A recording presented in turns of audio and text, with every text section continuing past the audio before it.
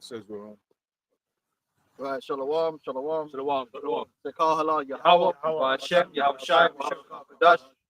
Double honors to the apostles and elders of Great Millstone, and honors to you brothers out there in the highways and the byways, teaching this word in sincerity and in truth. And you know, the first thing that we're gonna come with is like being a Hebrew Israelite ain't all about coming out here on camera and prophesying the breakdowns that you're regurgitating as you were taught. Well, some of them, because you know they end up like changing up shit, right? To be seen by everyone and act like, oh, I'm this great ancient prophet. That ain't really what it's all about, man. That's just a part of it. Well, you got guys that they come into this thing just for this street prophet persona. They want to be seen as that, not knowing that what really matters even more than that is how you treat your brother, man. It's how you live the scriptures, not how you talk the scriptures, man. And it's like this guy, I'm gonna call names, man. This dude, the Wada man, right? The Brixton weirdo, and all the rest of you weirdos out there that's following him. After we've done exposed, this dude is completely and 100% in the wrong for laying hands on a brother that was underneath him in his camp. We've shown he had no excuse. Anytime a man's got to go on an hour and a half, yeah, and go back 6 years and start talking about this guy and that guy and this happened and that happened in order to justify something, you know they're wrong. You know straight away they're just trying to throw what they call it, throw shit at the wall and see what sticks. Trying to build up a narrative. There was no justification for putting hands on the brother Caleb. Only thing Caleb did was bring him to council and pointed out bullshit that he done. He never addressed it. Which he never wanted to address. Now, because a man bring you to council, yeah, and brought out your dirty laundry, now all of a sudden you get angry and now you wanna hurt man. That's the spirit of Cain. That's the spirit of Cain. That man didn't do nothing worthy of you putting hands on a man. Address it in the council. I mean, where in the scripture does it say you can do that? Nah, we don't do that. If a man removes secret, you're allowed to punch him up. And he knows we don't do that because even he said, "Oh, I was angry, I tasted it, and I sabotaged myself." So he knows that now we ain't in that spirit. If he was a man of the Lord, what happened to being patient? What happened to suffering wrongfully? What happened to letting the Lord justify you? So that's what we're doing now. If one of these brothers brings me to council and I get hurt because I'm convicted, then I'm just gonna punch man in the face. Should have said it. And you idiots you're down with that. That's because you're wicked, man. Let's read that in Matthew 7, man. Just because you go out here in the streets and start shouting and you say, "That's right," and you start talking about the white man, and then you start, "Oh no, but you shouldn't eat pork," and all that stuff, don't mean you gonna make it, man. It's Matthew chapter 7, verse 21. It says, "Not everyone that saith unto me, Lord, Lord, shall enter into the kingdom of heaven, but he that doeth the will of my Father which is in heaven." Doeth the will of the Father, which ain't just coming out here and putting on a show. And you get tested in moments. You know what gets tested? Your humility. Just like your humility and your sincerity, discipline, and your discipline is tested. Now, sometimes, yeah, we're gonna falter, but the scripture says a righteous man falleth 7 times. So if you're really a man of the Lord and you fail the test, guess what? You're gonna acknowledge you failed the test. You're gonna pray, you're gonna repent, and you're gonna try and do better. This guy ain't repented. He's tried to find a way to justify his behavior. And he was doing a bad job of it. You watch the video, he was flinching when I don't know if you watched towards the end of the video, but he was you could tell there was turmoil in his mind as to whether he should apologize or not. And you 100% should apologize. He's trying to find a way to frame it, man. You know, to put people on his side of the story. Yeah. You know? So he's trying to pick choice words. Yeah. You know? So I just want to read this quickly. You trying to throw me under the bus. Because in my video, I said I didn't want to hear nothing.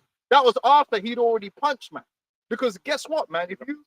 If you punch your brother in the camp here, after all that's happened, then you're just out. I can't mend it because I already knew that he had problems with my ad. And then you go and punch your brother, and you're in that kind of position, and it wasn't even like the brother did something to you. When I heard that you've been pacing up and down, so you had time to think about it. Well, he said he sabotaged. Yeah. And then you purposely decided to do that. Then what am I meant to do after that? What am I meant to do? You can't ignore that Satan jumped on you at that moment in time to do that. In my mind, I was saying to myself, you know what, man? He just got to go out there on his own. He obviously can't interact in a camp environment with other men. So he got to go out there on his own. So I don't want to hear nothing. He took what I said and then tried to use that to justify why he hit man. Oh, but even Ricard said that he didn't want to hear nothing. You dickhead. That was after you already punched man. You could have called me. You got my number. You still got my number. You could have called me and said, oh, you know what, man? What happened in the council? It wasn't correct, yeah? Can you have a look at what's going on? And guess what? You know why you didn't want to do that? Because my man had the document. So you knew that exactly what come out in that council would have been brought before me, Ricard, Ramar, and we'd have been reading it and be like, yeah, you a whole ass nigga, man. What you got to say for yourself? That's why you crashed out and left. You deny any of these things. Because what really got you angry was my man had you banged to rights. Because this is the thing, he didn't deny nothing that he did. He didn't deny anything. Secrets. And that's the first thing, man. You want to come out and be open because you want to be put it in the open, man. You got to be open then. You got to be honest about what you've done and why we took the counsel that we did. You took the money because you wanted it for yourself. And you justified it by saying, oh, because you're going out on the streets and they're going out in the bushes, they don't deserve to have none of the money. That's that Macbethian, you know, that you had the Macbeth demons in you justifying your greed. 0.3%. And then on top of that, you use the money to get a hair transplant because you're vain, just like your ex-camp leader, Black Amar, you're vain. But then you want to run around here like you just super prophet and you're ready to die and you're on the front line, but your hairline, you can't be on the front line. Your hairline got you scared because the girl situation. Because of the galleys. That's what it was about. That's what it's about. That's why you did what you did for the girls.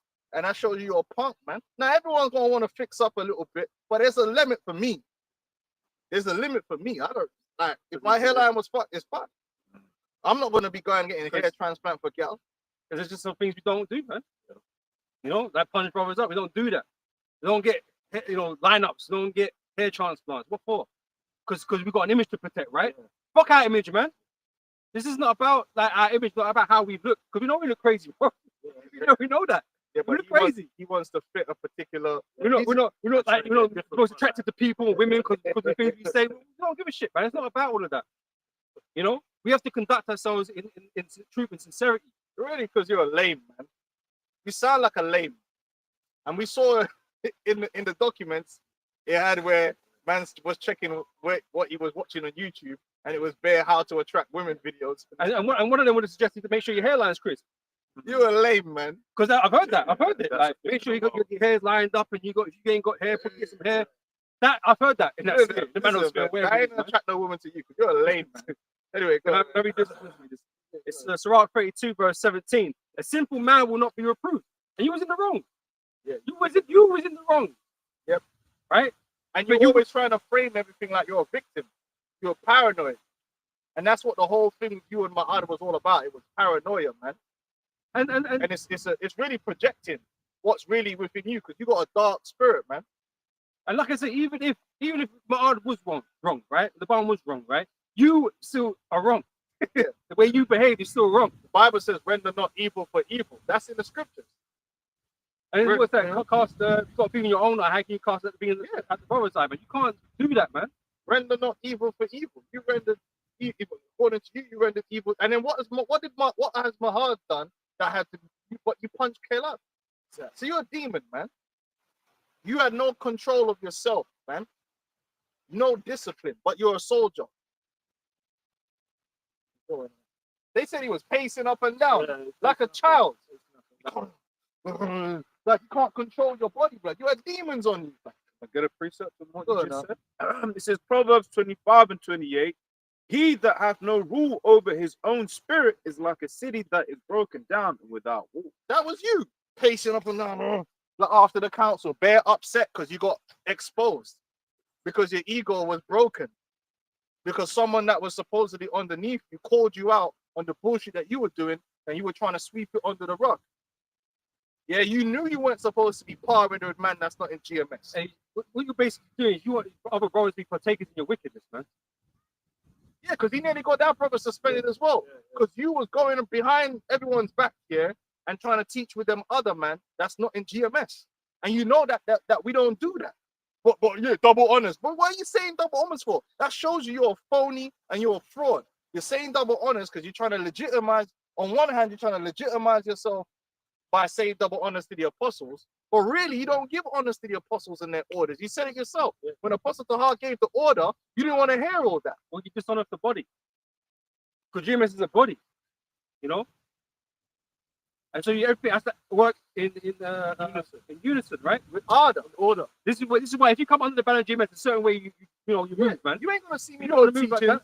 with no random people like, oh yeah, I'll just pull up and start teaching with it. Now, if I see man and they're respectful, I'll be respectful. Because how am I gonna be respectful with Satan? I'm not gonna be respectful. So if I see one of them brothers and they say shalom, I say, yo, shalom. That's different. Because what? How am I gonna hail up an Edomite at work? Oh, you all right, John? You all right, mate? Like, yeah. Obviously, if I see you, man, it's not fisticuffs. It's all right, cool. But to stand there and be teaching with man and be pulling up, and you were doing that when you know you shouldn't have been doing that. That's that unity camp type spirit.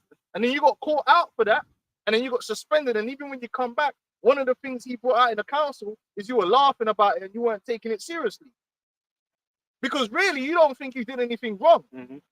And you still don't. You still don't think you've done nothing wrong. And that's why the Spirit set up Caleb to Do what he did. Agent 5 to sort your thing out, man. But something more on that. Oh no, I've got something. Let me finish this. Back in Surah 32, verse 17. A simple man will not be reproved. You don't want to hear reproof, right? But find him an excuse according to his will. But if I, was that happened to me, I would have done this and that. It's not about what you would have done or what you would expect to be done unto you, right? It's what you should be doing. And like I said, if it was certain man in the camp, yeah, you wouldn't have done nothing. You wouldn't have done that. You wouldn't have done that. So don't act like you're the super soldier because you're not. Some little Rasta mouse, and you're coming around here acting like you're tough, like you would have just punched anyone. You know what I mean? Like, behave yourself. Nah. But that's what the scriptures say. You justifying it. Just like how you tried to justify taking the money for yourself. Oh, yeah. That's why you're repeating it 100 times in the video. Like, they're going to teach you the bush. I'm not teaching you the street because I'm frontline. And you said it about 50 times. That shows you you're pushing a narrative. You need to keep repeating it. And you know what? These morons that watched it, they're susceptible to that repetition. But that repetition don't work on real men. I'm like, why does this guy keep repeating the same thing over and over again?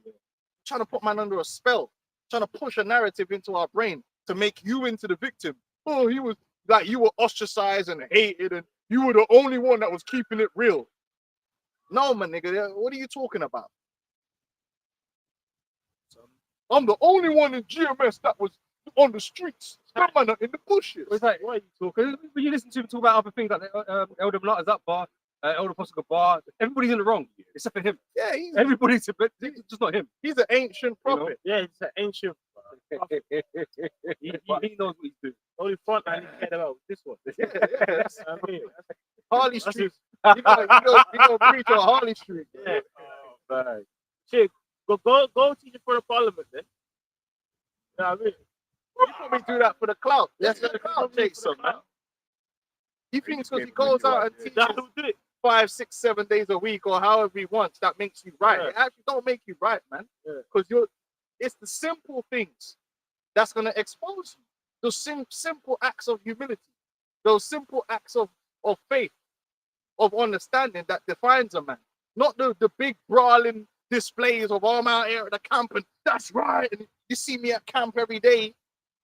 But then when it came to that council and dealing with it according to the scriptures with humility, we find out you ain't got no humility. You were filled with pride, and your pride leaded to anger and hate and it's suffering. You should listen to Yoda. Can I get a precept quick? It's from Romans 9, verse 11. For the children being not yet born, neither having done any good or evil, that the purpose of God according to election might stand, not of works, but of him that calleth. Like, you know, we're gonna compare who's doing the most, who's doing better. You think your works is greater? Yeah. But this election thing isn't about all the works you did. Yep. Obviously, they're going to have works. Of course, they are. Yeah, and you gotta go out there and teach if the spirit's on you, right? But just because you go out there the most, don't mean that you're better than anyone else. Because he's still in Matthew 7. It's gonna tell you in that how you treated that brother, bro. That cancels out all that what you were doing. Yeah. You don't seem to understand that. That cancels it out. What did the Lord say? Love the Lord thy God with all thy soul, and love your brother as thyself, man. Love worketh no ill to his neighbor. You showed ill will to that brother, and all that he did was bring you to counsel, which is what he should have done. He didn't go and expose you to the world. He brought you to counsel in front of the other men in the camp. Now, if you didn't do nothing wrong, then it wouldn't have been nothing. I was going to say, this, right? Because what's the purpose of a council? Is it so you can get lashed and kicked out and just like, you know, cast down? No, it's there for correction, man. We're gonna address something here. If it can be addressed and it can be corrected, that's what you're gonna do, man. But you just had to do something else with that, man. Man say he betrayed him. No, that's bullshit. Man, like, If anything, he done the right thing. Because guess what, man? If you know a brother's been doing BS here and you talk to him and he don't do it, the scriptures even tell you you're supposed to bring him before the church. And peradventure, if it's a humble brother, then he fix up. You could have just turned him away from his wayward path, but you didn't see it like that. You got hurt. Oh, he betrayed me. That's because you don't think about things like a man. You're like a gal. Oh, he betrayed me. He gave out my secrets. Bro, the Lord knows your secrets, man. How about that? Proverbs 27:5, open rebuke is better than secret love. You were openly rebuked, man, and you didn't like it. Now, if you can't take rebuke and you can't take reproof, then all that what you're doing out there on the street don't mean nothing. It don't mean nothing because you yourself, as a vessel, you're tainted, you're corrupted completely. Just going out there like a Hebrew NPC regurgitating breakdowns. I'm on the front line. There's been plenty of brothers that's been out there on you think them man would have like look at a prime example, Element. I remember this guy Element, man. He was a great speaker out there. You know, he remembered all the breakdowns. Yeah, but what the one thing he lacked humility, man, and it ended up costing him. And I remember one time, even the way he used to like treat brothers, man. I remember one time I was watching a live, and he done a lot of shit. Some of the stuff I don't even know if it's out there, so I'm not gonna say it because I don't know if it's out there. But he done a lot of shit to them brothers, man, behind closed doors. Yeah, but you ain't gonna see that because all you're gonna see is my man at camp. I remember one time I was watching a live lesson and it was him and Elder Yashawamba, who's now the elder. You see how the spirit works, right? Who's now the head, right? An actual bro, and he was tested by Element. And I remember watching it, and I think Elder Yashawamba's son must have made some noise in the background. There's a little bit of noise in the background, and he was like, "Shut them little niggas up," like that. Man.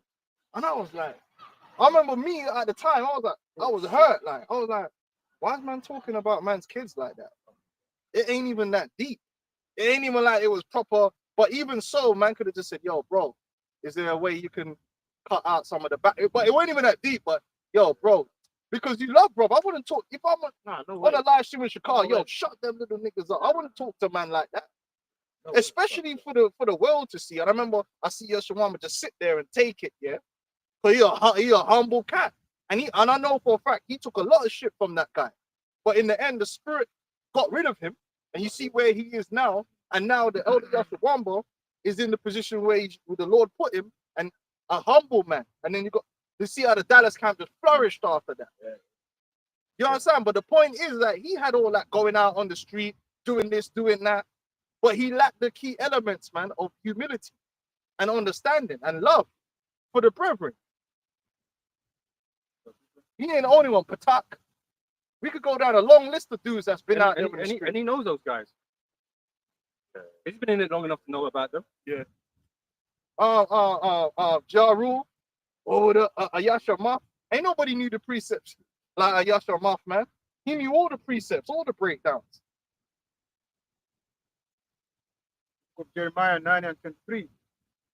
Thus said the Lord, let not the wise man glory in his wisdom, neither let the mighty man glory in his might, let not the rich man glory in his riches, but let him that glorieth glory in this, that he understandeth and knoweth me, that I am the Lord which exercise loving kindness, judgment, and righteousness in the earth.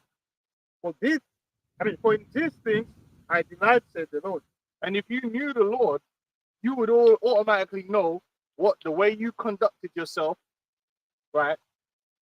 From what was brought in that council and the way you conducted yourself after what came out of the council ain't right. It ain't right, and it's indefensible. It's indefensible. You should have just, and I would have thought by now, because sometimes you give a man time, and you think, okay, you know what, man, shit, man, the way I dealt with that was wrong. That wasn't right. You know, but he's still doubling down on it. Yeah. He's doubling down. And now the same men he once fought with or learned after. He said, "Oh, you great millstone, big sucker," all that, saying all them kind of words. But if he's getting worse, he's going further because now he's speaking other elders and other. Yeah, he tried to accuse Apostle Gabar of being a respecter of persons. When we know, listen, this is what I do know. This is what I do know. See, I know the elders. I know what they're like, especially when it comes to how you treat brothers. That's how I knew. It don't matter who you were going to get kicked out for what you did. And they've kicked, who kicked Element out? What are you talking about? Plenty of heads that were popular were kicked out. Yara, who was more popular than Yaradan, man? Everyone liked Yaradan. You know what I'm saying? He was a cool cat. But Yaradan went out of there. So why are you acting like, the elders have got this thing where if they like someone, then they'll protect them and sweep things under the rug. So now you're slandering. Yeah. All because you want to protect yourself. And you're still giving them double honors. You say, No, I was just gonna say the worst thing about it is we kind of do spit like we never really spoke about what happened 2 years ago. It was just kind of like we dealt with it internally. But then he was the one that had to, wanted to do something for himself, and he brought it up. So that whole situation, because the individual that went up to the elders camp, he did a video saying, "Salakia, I was wrong. I was out of order." Showing you that whole situation was to put a spotlight on you. The spirit wanted it all to come back out because you weren't dealt with enough. So now it's come back again. And then all these other clowns that's following you, all these men in the UK, like, oh yeah, he's the Brixton prophet. Yeah, we've seen how retarded you are, and it's good. So don't even comment on our videos, just watch him and see how far that gets you. Because the spirit of the Lord ain't dealing with that guy. Exactly. The spirit of the Lord is not dealing with that guy. That guy is something wrong with him. He's got paranoid, schizophrenic demons or something, man. He ain't right. And you know what? We should have seen that from the council we did with him when he had that dark, demonic, stubborn spirit on him. I mean, check this, right? This is what the Apostle Gabar essentially did, right? Because he's right. When I read it, you'll understand what I'm saying, right? It's 1 Corinthians chapter 5, verse 1. So it is reported commonly that there is fornication among you, right? So this is Paul speaking, right? He heard things that have been reported about what's going on in the Corinthians, right? Same thing like the Apostle Gabar heard about the stuff that has been going on here with you, what you did. He's heard those reports, right? By men of good report, right? Not just anybody, men of good report, right? It says, it's going to go into fornication, but not in this specific topic, but it says, as such fornication as is not as much as named among the Gentiles that one should have his wife's father's wife, and ye are puffed up and have not rather mourned that he that have done this deed might be taken away from among you. For very as absent in body but present in spirit have judged already. Very possible I didn't need to know all the details. He already heard what's going on. Yeah. And he already knew we weren't going to accept it. You probably put hands on the can. That's undisputable. That's what happened. It's not it might not happen. It did happen, and therefore it was already judged. The matter was judged. Yeah, man. It It was was, as it simple as was that. inexcusable. There's no reason for that, man. We don't play that over here, man. It says, for I verily, as absent in body but present in spirit, have judged already as though I were present. But his thing is, oh, you don't know the detail because he's always trying to find a way to spin everything where he becomes the victim in everything. But you're not the victim. No one victimized you. Nobody was hating on you. No one had a problem that you were going out teaching where or when you were teaching. That was never an issue that got raised to me. The problem arose Oh, sorry, I want to be more. with the things with the council that came out, and then you punched the brother. That's when it was like, yo, or when you were going out there teaching with other guys that you weren't supposed to be Yeah. teaching with. And then what even proved he was wrong is that as he's been out, that dude came from the base. You know, that bug out. Oh yeah, another demon. Yeah, and you see, started linking up with him. See? Because they're demons, So man. really the spirit proved what him being kicked out and the spirit was And all that right. guy's a super demon. He's a demon. Man. He the shit he was doing. Brothers did the testimony about the super demonic, crazy, schizophrenic, demonic shit that guy was doing. And then now obviously after the passing of a great brother, he's trying to like Yeah, trying to throw shade on trying him. to throw shade. But that don't matter because guess what? If a brother passed and he's gone, ultimately the Lord is gonna secure his legacy. Exactly. When he comes back, that's how you're gonna know. Demon, man. Yeah, it's like I just want to read more of this, man. You know, goes into more, right? This is verse 4. It says, in the name of our Lord Yahweh Shai Mashiach, when you are gathered together and my spirit with the power of our Lord Yahweh Shai Mashiach, deliver such an one unto Satan for the destruction of the flesh, that the spirit may be saved in the day of the Lord Yahweh Shai. Your glorying is not good. Know ye not that a little leaven leavens the whole lump? You got leaven. Yeah. You have leaven, man. You don't want to acknowledge it, but you do. You know? Yeah, that's why the Lord to the Spirit had you even said We've it all to got leaven yourself. that we need to He purge. sabotaged himself and got him up out of there. You know, because maybe we would have ended up having a council about it. We would have been going around, and you never know. I might have been stupid enough to have mercy on you. So the Lord had it where there was it took it out of our hands, man. That you got you the hell up out of there, man. And good. But we don't want weirdo niggas like you around anyway. You're a weirdo, right? You can never be wrong. Right? At no point in any of them videos did you admit to anything that you did that was wrong. And that's the sign of a weirdo. It's always someone did something to you and you know that it's all projection of the wickedness which is in your own heart. It says, purge out therefore the old leaven, that ye may be a new lump, as ye are unleavened. For even Yahweh Shai our Passover is sacrificed for us. Therefore let us keep the feast, not with old leaven, even with the leaven of malice and wickedness. You got malice in you, man. Yep. Right? But with the unleavened bread of sincerity and truth. Yep. These things you're lacking. Malice, man. You know, and still years later. And the thing is, brothers didn't even go in hard on you. We just let it go. And just I told them, brothers, let it go. You just brothers just keep teaching, doing what you're doing, man. Can we still got Matthew 7? Yeah. Man, this guy a demon, man. Back in Matthew chapter 7, verse 21 says, not everyone that saith unto me, Lord, Lord, shall enter into the kingdom of heaven, but he that doeth the will of my Father which is in heaven. Many will say to me in that day, Lord, Lord, have we not prophesied in thy name? Yeah, you set up camp and you went out there and you said the white man's the devil. And every random dude that goes past, so you're an Israelite. You know what I mean? Goofy as hell. You're an Israelite, brother, repent or be destroyed. Like an NPC. Dude is literally a Hebrew Israelite NPC. Yeah? Repent or you be destroyed and all that, right? And you think that makes you a man of the Lord. That don't make you a man of the Lord, and that don't mean you're gonna be delivered, man. Or says, and in thy name have cast out devils, and in thy name done many wonderful works. And there will I profess unto them, I never knew you. Depart from me, ye that work iniquity. Therefore, whosoever heareth these sayings of mine and doeth them, I will liken unto him unto a wise man which built his house upon a rock. Hear that heareth these saith of mine and doeth them. Not just be out there breaking down. Oh yeah, but America's Babylon the Great. Yeah, that's all good. That's all good, right? But when you get tested, when it comes time to be charitable to a brother, yeah, and you don't, or when it comes time to share, or when it comes time that you need to get rebuked and it's your turn to have to be humble and you can't do that. Or when it's time, sometimes you get cursed out. I've been cursed out. I didn't do nothing wrong. I didn't bug out, crash out like you did though.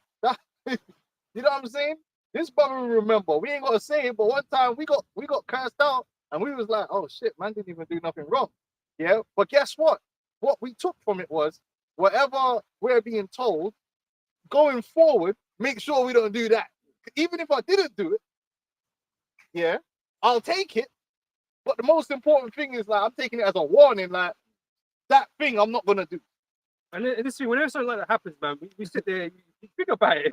You sit there, meditate on it, man. And it's like because your next move is very important. Your next moves after that is very important, man. Because you have to, like I said, we have to make sure we conduct ourselves in the correct way. Did I do wrong? If not, you know, did the whole joke thing. I didn't do anything wrong, but how am I supposed to hold myself now? Yeah, carry yourself. Am I meant to just be cursing that? Yeah, go wild with like, is that how I'm supposed to be? No, it's not how I'm supposed to be acting. Be humble, man. Take the law. Punching people up, and, you know, and you know, you're just, gonna have just accept the persecution that you're receiving for that moment in time. Because it's a test. Everything's a test. Exactly. Everything's a test, man. And you failed. This is First Corinthians 13:2. And though I have the gift of prophecy and understand all mysteries and all knowledge, and though I have faith so that I could remove mountains and have not charity, I am nothing.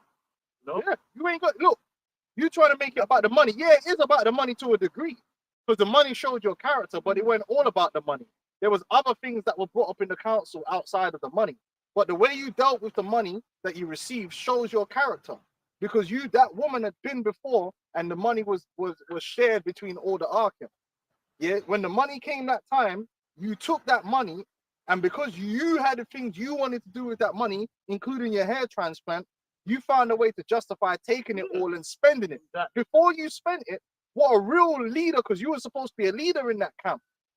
Before you spent it, you should have went to Laban, yeah, and explain what's going on. Listen, I got this money, yeah, fine, like, but this is what I need to do. But at the same time, let's see if there's anyone else that's in dire help. The scripture says what? Do nothing without counsel. Hey, but you know why you didn't do that? Because no one was going to give you the go ahead for that, man. You see, this is what it is.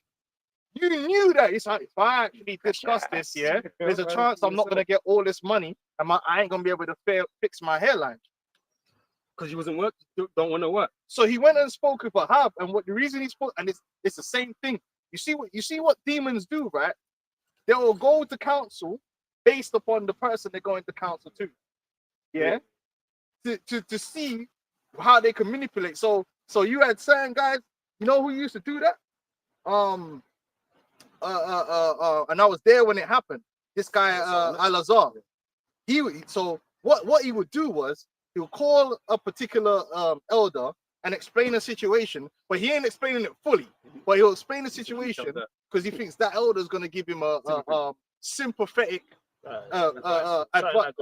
order, so that when he goes to the man in his camp and he's like, wait, what's you doing? He can say, well, this elder said this. Oh, okay, you can't say that. And then now you can't say nothing because you're playing them off against each other, yeah?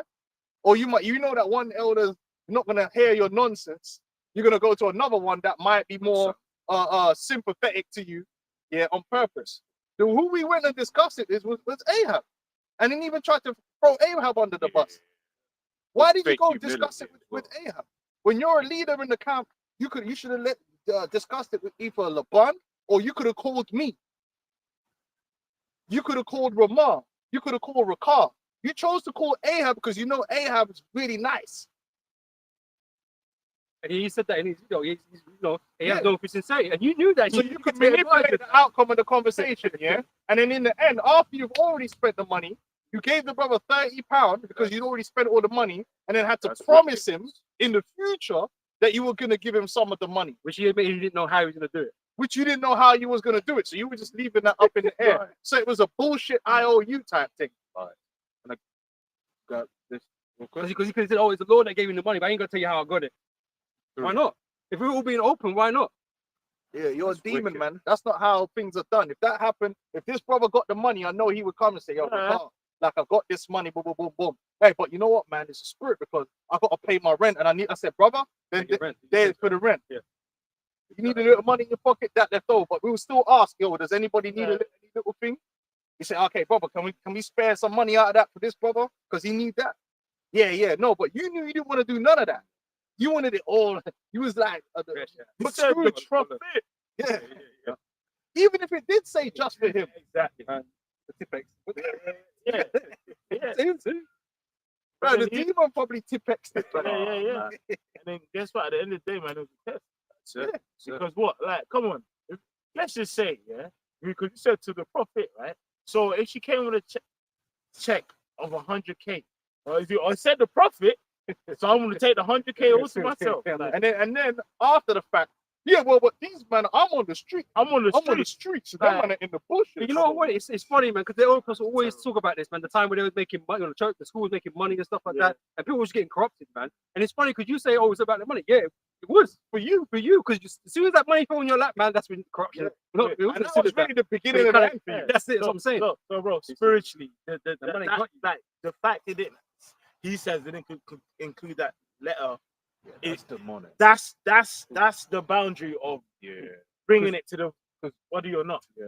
Like that. If it said the letter for the whole camp, Yeah. then I would have brought Which that. is why Caleb said that he thought that's what he saw on the letter. But this demonic nigga saying it only said of the Brixton prophet. And the thing is, you already knew you owed that brother money. So that should have been the first thing you exactly. thought about is paying the brother money back. But it wasn't. Yeah. So that S is the boundary. Wasn't there a That's previous terrible. time when the same lady Yeah, came? she came twice So- before, gave them brothers Yeah. books, gave them money, and that's why. So he knew, not all of this might be mine. Yeah. So let me just hold it down. You're a demon, man.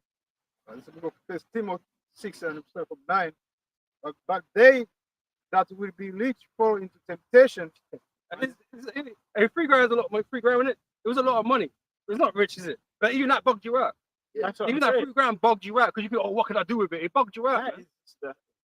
is You could have easily paid your rent or whatever, had a bit in your money in your pocket and helped out another brother, like the same brother that was with you in the camp. That money you spent on the hair transplant that could have went to the brother to pay, because he said he was hard up at the time. He needed peace. Nigga, you wicked, man. He didn't even give it the option. You didn't even check to see. You just went and spent it on yourself, man. And you got demons on the comment board making him into the victim. Oh, them man they only wanted to know it, man. They only wanted to know him because of the money. What are you talking about? This brother's been in the camp the whole time. What do you mean they only wanted to know him because of the money? And then he said, and then they didn't take the money. So yeah, because it wasn't about the money. Now I told them they should have took the money, but now you know what? They're right. You know that they didn't take the money because he's a demon. You could keep it all and go with it, man. I'm glad that whole thing happened because it exposed you. It goes on to say, fall into temptation. And it's there. You got tempted. Oh, $3. You know what I could do with that? Fix my hairline. that's the That's first the thing. point. That's the point. First thing on the list. I see them billboards. I drive past all the damn time. You know, you ain't got to go to Turkey no more. You get down there for $3. Yeah, I mean, there's You know? things to do, pay rent, do food shopping. Like, there's a lot of things. Buy a bitch. like, That's wild. a man probably didn't even eat. He just went straight through the hairline. But that's you know when we were speaking about, so I'm thinking about scripture in Sirach, is it, or Ezra about the woman, man. How the woman is strong because what was it? Al-Azhar did it for the woman. Yeah. Lakamar did it for the woman. That man's doing it for the woman. All to do with their hair. Because but the thing is though, it's like this in this world, right? You know, having a beard is you know, it's kind of changing now. But certain culture having a beard, women find that unattractive. So what, you're gonna shave up your beard now for the girl? You know what I'm saying? Listen, man, listen. Maybe I grew up a different way. Yeah, you're gonna obviously, you know, fix things up a certain way. But I grew up. My brother told me one thing. He said, "Listen, man, some gal think you're nice, and some gal think you're ugly." That's the way the game rolls. It's almost impossible to be as an average man to be universally liked by all women. And guess what? Fucking It incel. ain't supposed to be that. And way it's anyway. look, bro. Some gal like you. Yeah, They see you and they just rate your thing. Otherwise, everyone would be fucking That's it. Whether your beard is a certain way or not, they'll just rate your thing, Yeah. man. Yeah. But these men are incels. That's what it is, man. They got no confidence in their incels. They're probably sitting there watching Manosphere videos Innit? on All repeat day, all the man. damn time. Oh, the women only want you if you're 6 foot tall. And it's like, bro, then how am I getting girl? Yeah. That's bullshit, man. No, you just go out there and the gal that's for you, you will get it. That's it. Yeah. But really, just concentrate on the work. Precept. What do you need to fix your hair like for? This is from 2nd Ezra chapter 14, verse 14 and 14, right? Let go from the immortal thoughts, Yeah. cast away the burdens of man, put off now the weak nature. You got a weak nature, but you're out here acting like this tough ancient prophet on the front lines. Bro, how does that make sense? How What? does that make sense, man? What, like, of what? Brixton? Oh man. Yeah, you just want to be seen, dude. That's all it is. But when it was time to be stand up and counted, to be a stand up man, it wasn't there. Your character ain't there, man. And the way you're trying to cover it up and scream and squirm for an hour and a half. Yeah, well, you know, I got to explain the whole story. And then you start, when I was, you might as well have went back to when he was 3. When I was. You know, it's like how I met, like you know how I met your mother. It's like you only care about the end, but it's like they're telling you this Yeah, massive ass thing that ain't got nothing to do 9 with it. years worth of backstory. Like, See, when I first came with the truth, I ordered a garment on Amazon, and it's like, bro, come on, man. Yeah.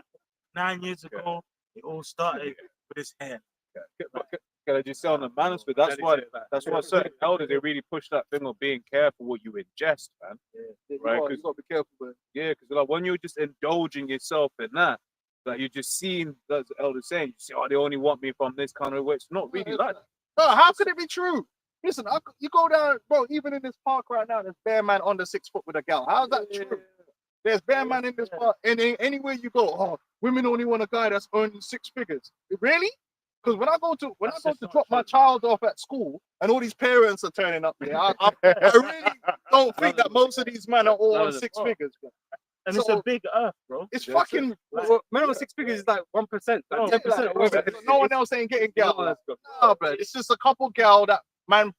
Well, They're forming lines. On the They're forming lines to A one. certain ones one in a dude. postcard. in an internet thing, and they ask them a question, and now Yeah, the whole you watched yeah, it on repeat 50 times, Yeah. so that becomes A everything. fucking Come bitch to that you reality. probably never Yeah, Yeah, that's I was getting gal when I was at Primark, fam, shit, man. and I never heard a gal tell me nothing about how much I need to earn. it. Yeah, I that's took a gal to fucking cinema and bought a fucking £12 Yeah. bottle of Bacardi and got the panache. Like, what's man That's talking about? rolling. You know what I mean? What are you talking about, bro? But it's Yeah. incels, man. So, They watch too much Yeah. fucking Yeah. and it's videos, man. it's like, Big up. the last thing. So I've legit seen this when like these individuals they're just looking in the wrong market, man. Yeah. Right? I remember there was this guy I used to work This is with. probably like the best place to go. You know what I'm saying? What would you call it? It's like I've seen certain guys where it's like there was one guy I used to work with where there was like an Elam thing that was on him, right? But he wanted this Becky that would have just destroyed his life. So he's just there like, why doesn't she want me? But then he's got this thing there that's on him. Listen, get with the gal that like you. And if the gal that like you ain't right, there's something wrong with you. You need to switch up your game a little bit. You know what I'm saying? That's what I always tell guys, but you going in a club trying to get a gal. What results do you want to get? Go to a book club, man. You know what I mean? Well, I go get a girl that's more refined, blood. You know what I'm saying? If you interviewing a bunch of gals from the deep ghetto or somewhere in Miami, they're gonna be all a certain way. But that's not you That's can't- not reality. you can't- yeah, that's not It's- reality, man. It's selection bias. It's selection. Once again, if you was to watch a video of London, these are how women in London are, and they go to Shoreditch, that's very different to the kind of girl you're going to see in Chelsea. Yeah. So you gotta like relax off the algorithm. The algorithm will fuck your mind up and Fuck your mind up, bro. have you feeling inadequate, Bro, man. it's like I say, it's a Got too many big voices earth. in your head, Like, bro. it's something I was talking about with your brother. Obviously, I was living in Ghana. Bro, there'll be dudes. He's a carpenter or engineer. You know, trying to get his pennies up, but he's still got a wife. That's Bro, there's homeless man with gal. there's homeless man. There's I've seen crackheads with together It's a So big then, earth, man. bro, what we? You know what I mean? But they watch a video. Yeah, I only want a man that earns 500 k. Okay, let the bitch have a man before 500 k. I don't care whether she'll find him or not. It ain't me, man. so I'm not bothered, bro. That doesn't mean I'm gonna sit there behind my on my But I phone want this angry. one. Oh, these women. Ah! It's like, bro, No, calm the those- fuck down, man. Those were- Then, Yeah, like, then Oh, as soon as the opportunity comes, go take the $3,000 and oh, man. get your hairline sorted. They don't care who needs the money. yeah, bro. that who red needs through the money? rage, man. Why'd you do this? Everything changed. My life will change. Go, man. I bet Shane changed. Yeah. I ain't getting too. But that's what I bet nothing's changed. I bet you got the hairline done now. I bet nothing's changed. Yeah, I hope it fell out. You know what I'm saying? Probably Was it, all of this that's happened, like, was it worth it? yeah, It's not. Yeah, it worth it for us. yeah, for real. No, we got rid of Exposed it, you know. Go on, man. Sirach 26:23, a wicked woman is given as a portion to a wicked man, but a There you go. godly woman is given to him that feareth the Lord. Yeah, just worry about yourself and don't fiend for wicked women, and it don't burn you. You know, a lot of a lot of mans. You know the reason why they're angry when they watch these OnlyFans girls on these shows is because they want them, and that's why their fucking subs go up. Because if you don't want a woman, it won't really bother you because you'll be like, I already knew hoes existed, Yeah. so it doesn't make me angry that there's hoes sitting there talking about because Their demands. like I would never be. I don't want to be with her. It doesn't hurt me in any way. Do you? You're just gonna die a horrible. You know what I'm saying? Like, but if these men want these girls, they want to wife these hoes. That's why they're so upset and angry, and they just keep watching the video, watching and watching and watching. And that said something about their own character. Yeah, like don't Because they want trash. you wouldn't be attracted to these people, man. And at the same thing, everything's spiritual. Remember with King David, the Lord told him if you wanted a woman, I'll give it to you, man. Like it's just people are gonna be yours. That's meant to be. They're attracted to these BBL girls. Man. I'm not. I don't give a fuck. So there's a certain point where I just like whatever, man, and I just switch off and go look, watch the economy or something, something more worth my time. Matthew 25:40, and the king shall answer and say unto them, verily I say unto you, inasmuch as you've done it unto one of these beasts of my brethren, ye have done it unto me. Which one's that? Matthew the 25th. Okay, yeah. It says, then shall he say unto them that are on the left hand, depart from me, ye cursed into everlasting fire. And that's you, the one. And I could say that. Like, now it's confirmed.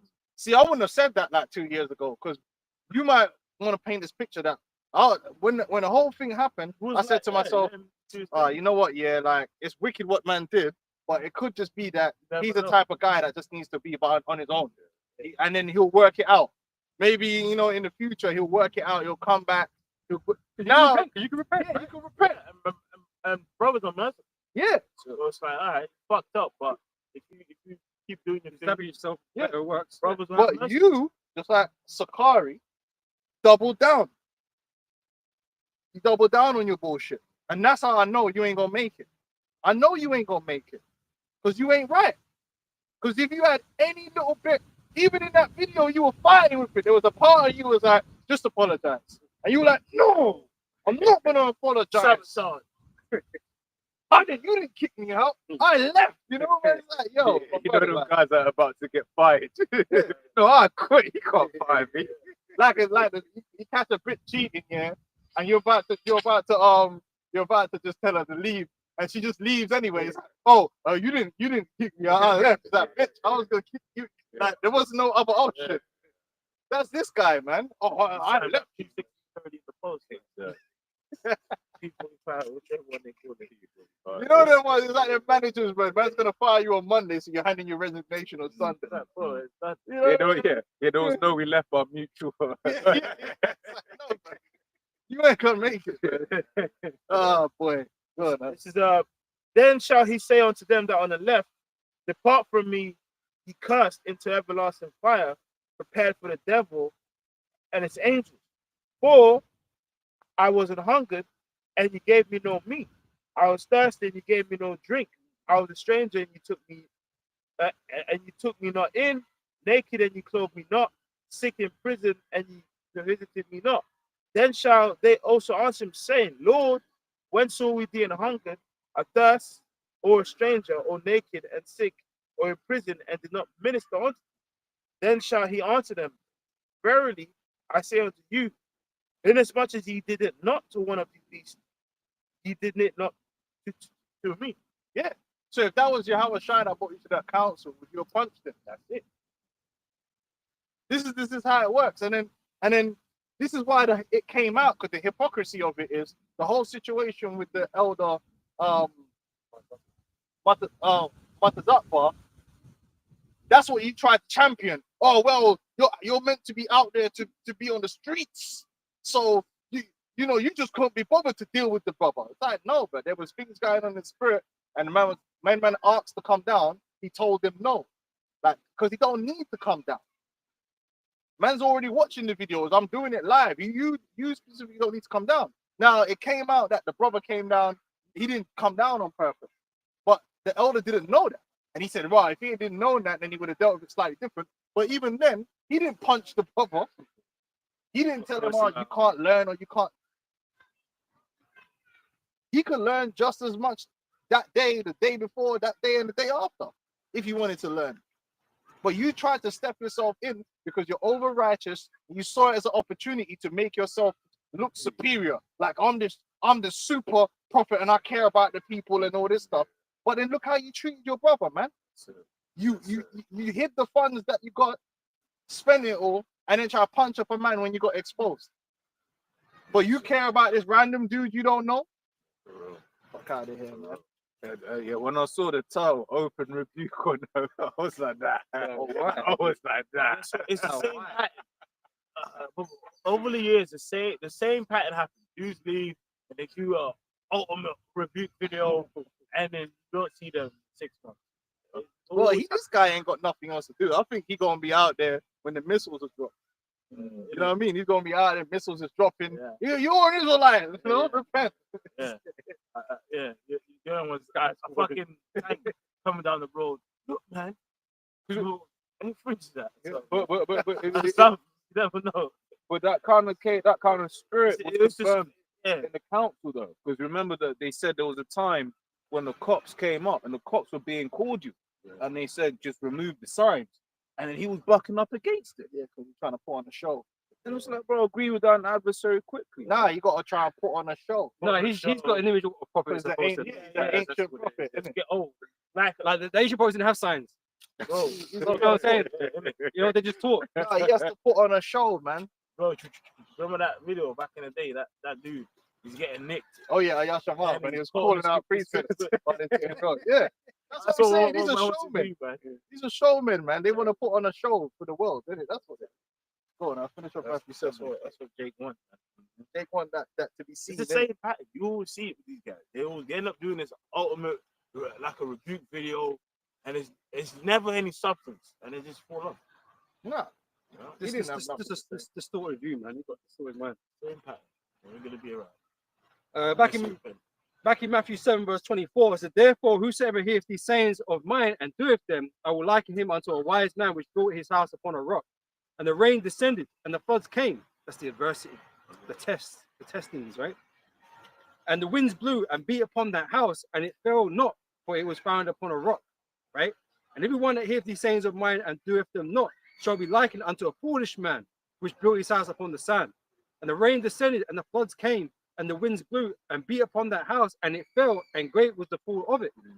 And it came to pass when Yahushua had ended these sayings, the people were astonished at his doctrine, for he taught them as one having authority, and not as the scribes."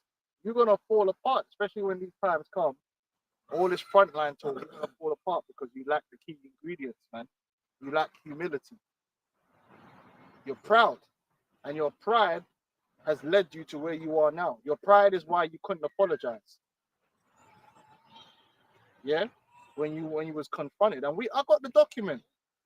I'll bring it all out since you don't want the secrets to come out. I'll post the whole document out, and then everyone can read for themselves all the bullshit you was getting up to, and we'll see if that coming out was a reason for you to punch someone. There was no reason. I've read it.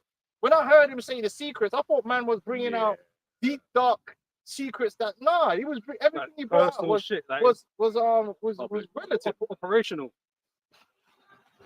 You know, things that you would have to like go back to the ancient world, the ancient prophets, right? If you see your brother doing some bullshit, you report that shit, man. You know, You was on some bullshit, and the brother gave you opportunity to fix up. Yep. He gave you. He said Well, he he spoke said to you about himself, it he told- privately. He spoke to you privately about it. But all he was thinking about was, You can't say that. I ain't done nothing wrong. Yeah. So give me half the men. He said it himself. I'm like, bro, how do you even thinking like this after a council? You just had a council where man brought out bare madness, and the first thing you're saying is, I'm supposed to be leader as well. You're So not give fit. me half the You're men. not fit to lead. You're not Obviously. fit, bro. You didn't even take time out to Consider meditate journalist. on what the brother said and what he brought out and to apologize and say, oh, Salakia. He didn't adjust it then. He He adjusted didn't it now. address it then, he didn't address it now. Really, that's because as well, he didn't think the spirit of the Lord was on those men speaking in the camp. No. Because it's against him. Because it's against him. And as well, because if you're part of a body and you're being pulled out, the first thing you're supposed to be, you know what? These ain't just men speaking. And this is the spirit speaking. So maybe there's something after. That's what be the first thing you got to look at eternally first. Definitely. You have to look eternally first. And if it be that you didn't do anything wrong, then the Lord will deal with all of that. Yeah. You know what I'm saying? But you can't behave the way you behave. But he didn't choose that. He said, I'm going to sabotage myself. He didn't say, I'm going to leave it in the hands of the Lord. I'm going to pray about it. No. He said, I'm going to sabotage myself. How could What kind of that be a mentality man? Yeah, what man? Why would that be a thing that a man of the Lord would say that I'm going to do? I'm going to sabotage myself by punching this brother. And then do you remember in the video he brought the example of King Saul and David? Yeah, because he tried to say, oh yeah, because I brought him in. But that wasn't why David didn't. Saul was the Lord's anointed. That's why he didn't want to put hands on Saul. But you ain't Saul. Who do you think you are? And if you are Saul, what happened to Saul? Second Corinthians, we probably spears of David. Yeah. You know? 2 Corinthians 13:5. Examine yourselves, whether ye be in the faith. Prove your own selves. Know ye not your own selves, how that Yahweh Shah Mashiach is in you, except ye be reprobates. And you're a reprobate. You're meaning you're lacking. You really is lacking in quality, lacking in character. You're lacking in judgment, man. Because only a reprobate would try and justify what you did. And therefore, all the people that's backing you and putting batteries in your back, like all them guys that you're with now that ain't pulling you to the side and saying, look, bro, you was in the wrong. I don't care about all this camp stuff. You was in the wrong for that. If a brother came in and they was from another camp and we heard you did that, said, brother, you was wrong. Like, you can't be doing that. But they're gonna be hearing your sob story and feeling sorry for you because you're gonna spin that narrative. Yeah, Because they're reprobates as well then. Now you could, if I'm wrong, then I'm wrong. If you backed him up as well, then fair enough. But I don't think you have. Yeah. Them dudes that's with him would have been putting battery in his back. No, you're right. You should have punched my man. He's a betrayer. He betrayed you. Yeah. That man betrayed yourself. And you were betrayed us. You know, he's like, even Can I grab this? Yeah. Because I wanted to bring it out before. But like with characters like this, when they tell stories for sympathy, they do something, the same thing that Al-Azhar was doing. They do something called lying by omission. Yep. Right? So it says lying by omission occurs when someone intentionally leaves out important information to create a false impression or deceive someone. yeah, you never mentioned about the hair transplant and what he actually spent the money on. Because that was in the council. You never mentioned all that. None of it. He didn't mention how he had all them brothers' numbers and he could contact. They did tell him where the camp was. He just didn't want to go where they were going. Which Salah, that was the most like. Imagine it's camp day. You don't know where camp is. And you don't reach out to. We don't offer right. That's we children. Oh, no one's rating me today, so I didn't know where camp was. They just went. I didn't know where They they didn't were. tell me where they're gonna be at. crazy. So because they didn't tell me, I ain't gonna bother ask them. That's what it was. And that happened for 3 years. But you didn't call me. You didn't call me. You didn't call. Hey, Ricardo, like they're going out on a Saturday, and I don't know where they're going out, and I'll try and call them. And he never said that in the thing. He never said he tried to call anyone and he couldn't get them. He just tried to throw some bullshit out there, like, oh, I just didn't know where they was on the Saturday. As if we don't live in the age with mobile phones, but He was trying to go on his point. Yeah, because Bricks and that got cursed out, man. You was a willful spirit. You did what you wanted to do, and because when people weren't doing what you wanted to do, because you do, but you didn't want to be a leader though. but you didn't want to be led, people. Yeah. I'm in the middle. So, goes on to say, says this is different simply from not telling the whole story, as it involves a deliberate choice to conceal key details that would otherwise alter the truth. Right, and which is why, for instance, people who do that, ultimately you're lying, man. That's why it's referred to as lying by omission. The Yeah. scriptures say you're not supposed to lie to your brother. And a big preface. If you ever want to know, if you ever see anyone doing a denial video or anything, and it's a massive introduction, then you know it's evil. You know there's evil going on, because there shouldn't be no massive introduction. Short. It should be short and to the point. Job done. When you see, man, it's like, even when you see that these celebrities come out and all they need to deny raping someone, and you see the things like 14 minutes long, and you've got 10 minutes in and there's no denial. It's just, this guy, he's just spinning a narrative. Mhm. That's what he's doing. Yeah. I'm pushing a narrative out there. Yeah, I need to push a narrative in their minds, so when I do lie, they just remember all that narrative I was pushing. So I need to keep saying front line on the street and all this shit. And my didn't like, he was jealous of me. He was jealous of me, and repeat that over and over. And then we get to the end. Okay, so why did you punch, man? Yeah. You know, No, it has nothing to do with that. nothing to do with it. And then these idiots on the comment board, they fell for it. It's insane. That's why you need proper judges. That you see why a lot of these niggas can't be in a position to judge? Yeah. This is why, because when you got simple-minded people in a position to judge, that's how wicked men and wicked women get away with shit, because they can manipulate, start doing, and then but a real judge would be the cut man short. Like, hold on, wait, no, I don't want to hear all that. Get to the point. Yeah. And then they get messed up. Which to be fair even makes me think, because that guy was all about the women, but it's like that's one of the skills you gotta be able to deal with all, because a woman will do that. To run all around the thing, and he said, no, but we're not talking about that. Yeah. We're talking about this. That's because he's a femja man. It's a femja. But that just shows that you That's wouldn't. the new tip. It just That's the shows new that you tip. wouldn't have been able to deal with a woman. If you see Well, what I'm saying. based upon what came out of the council, actually, let's not go there. Go on. Yeah. That was just the point. Yeah, It's right, like- Matthew 5 and 5, man. Yeah, go on, man. It's a book of Titus The fruits of 1 the and Spirit. 7. Oh, can we get the fruits of the Spirit? What's that? Ephesians 5, is it? Or that? 1 and 7 say, for a bishop must be blameless as the steward of Most High. Right, if you're a bishop, mean you're a leader, and whoever you like it or not, you was a leader. Mm. And the thing is, you didn't say, I don't want to be a leader, or I didn't desire. But you never said at any one point, when at any point did you say, even when we made you join Join leaders, heads, you didn't say, well, you know what, brother, I don't want to be a leader. I just want to be another brother in the camp. And let the barn do the thing. Because he's bare humble, in it, like that. He don't want no authority. The whole problem was you didn't think you were having enough authority, but apparently you didn't want the authority. You're a confused individual, bro. And this is what happens when you lie. When you lie, right, contradictions start appearing. Because as soon as the council happened, the first thing you wanted to do was take a bunch of men and bring them with you. But you didn't desire to be a bishop. So why are you trying to take a bunch of men with you to be a bishop? You said you didn't desire that. And you're on the front line by your one, always on your own. Which is didn't need them. another, You didn't need which is another lie, because he gets them other guys that he goes out with. One thing I was just thinking about just now, right? So LeBron and his situation, right? They didn't get on, whatever, right? Why is it that you went to those other dudes? Why there's other brother, other camps here, bro? They're actually in GMS. Why don't you just link up with them then? If you don't want to go with LeBron, no, because they're not in Brixton or whatever the reason is behind it. You went to your own thing. That's what it boils down to. Yeah, that's You it, know? man. You're a weirdo. That's really what it comes down to. You're a weirdo. A weird Rasta mouse. You really should have been a Rasta, man.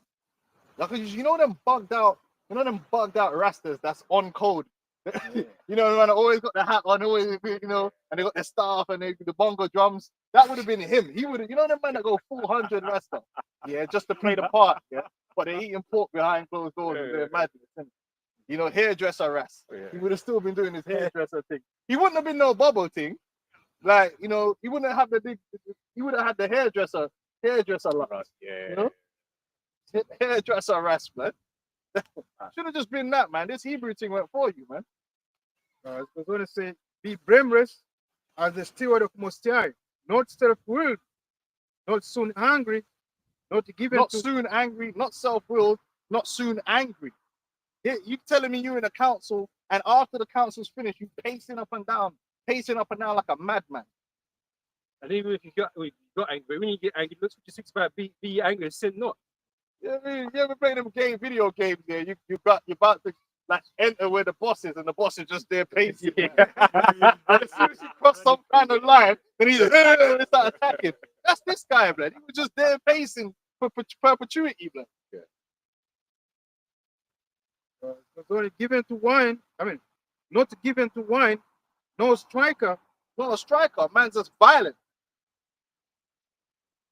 not given to Lucas, I mean, not given to Fifth Lucas, Money, greed. but a love of hospitality, a love of good men, sober, just, holy. Sober. You weren't sober-minded, man. Just. Well, you're not just because you tried to beat up a man that brought you to council. Just because someone's your friend don't mean they can't bring you to council.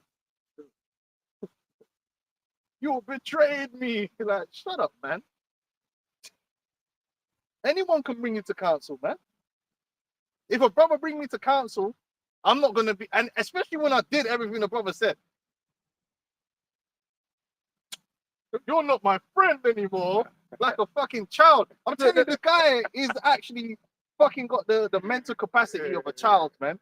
You're not my friend anymore. Because what was supposed to happen? What was supposed to happen? If you your correct mind is that all that shit came out, man. You were like, oh fuck, that's fucked up. And you're humble. You're hurt, innit? Like you're thinking shit. And be like, yeah, I fucked up. That is how you're supposed to be, meek as hell, man. You need to be down low. But hold on, he's saying they're friends. Now, when I read in the council, that brother was coming from Nart, yeah, Nart, London, yeah, with the Tottenham and them man out, like, getting the train all the way down to South.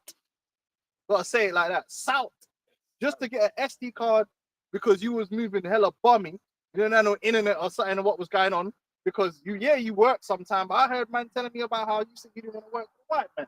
No, listen, but I work for the white man. I got to pay bills. That's how I got internet in my yard to upload my videos. So this brother was the one doing it. So he was going out of his way to come to collect the SD card to upload your camps. Yeah.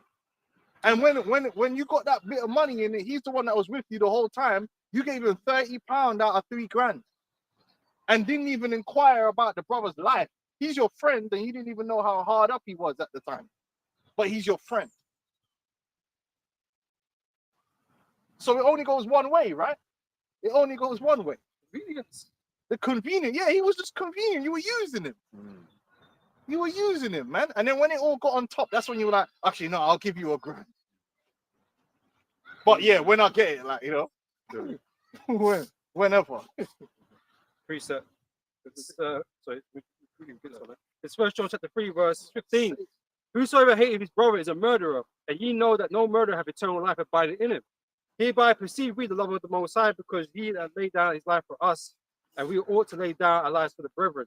But whosoever hath this world's good, and see his brother have need, and shut up his bowels of compassion for him, how dwelleth the love of God in him? Yeah, the guy, in fact, when you're talking about the murder, it's a good thing man never had a strap. He might have shot the guy because he lost control. Yeah. In his rage, in his wrath. They could have shot him, could have stabbed him. Hey, wrath is not made for man. Yeah, I was thinking about it. Well, where was all the spirit? Where was all the scriptures in them thoughts when you was thinking? Where was all the scriptures that, you know what, man? You've not placed the wrath, you know, let me just... Isn't you at the moment you've been tempted by Satan, man? You gave in, gave into darkness. Man was moving like Anakin.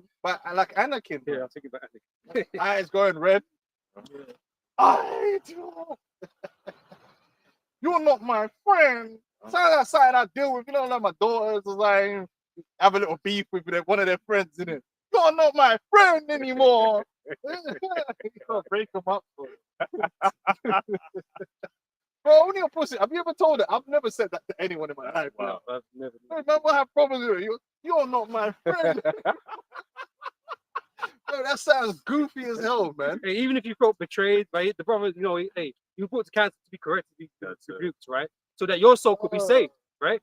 And even if you do, you know, you put the brother, I don't want to hang around this brother no more. That's up to you, man. Yeah. You know, it's up to you. But the brother, he still would have helped. This council would have helped you if he wasn't such a stubborn person. Stubborn, man. It would have helped you. Like a normal person that's in the street would have helped them. And he sees everything through this dark lens of everyone's Bro. against him. It is a bit. He might be have them paranoid schizophrenic demons.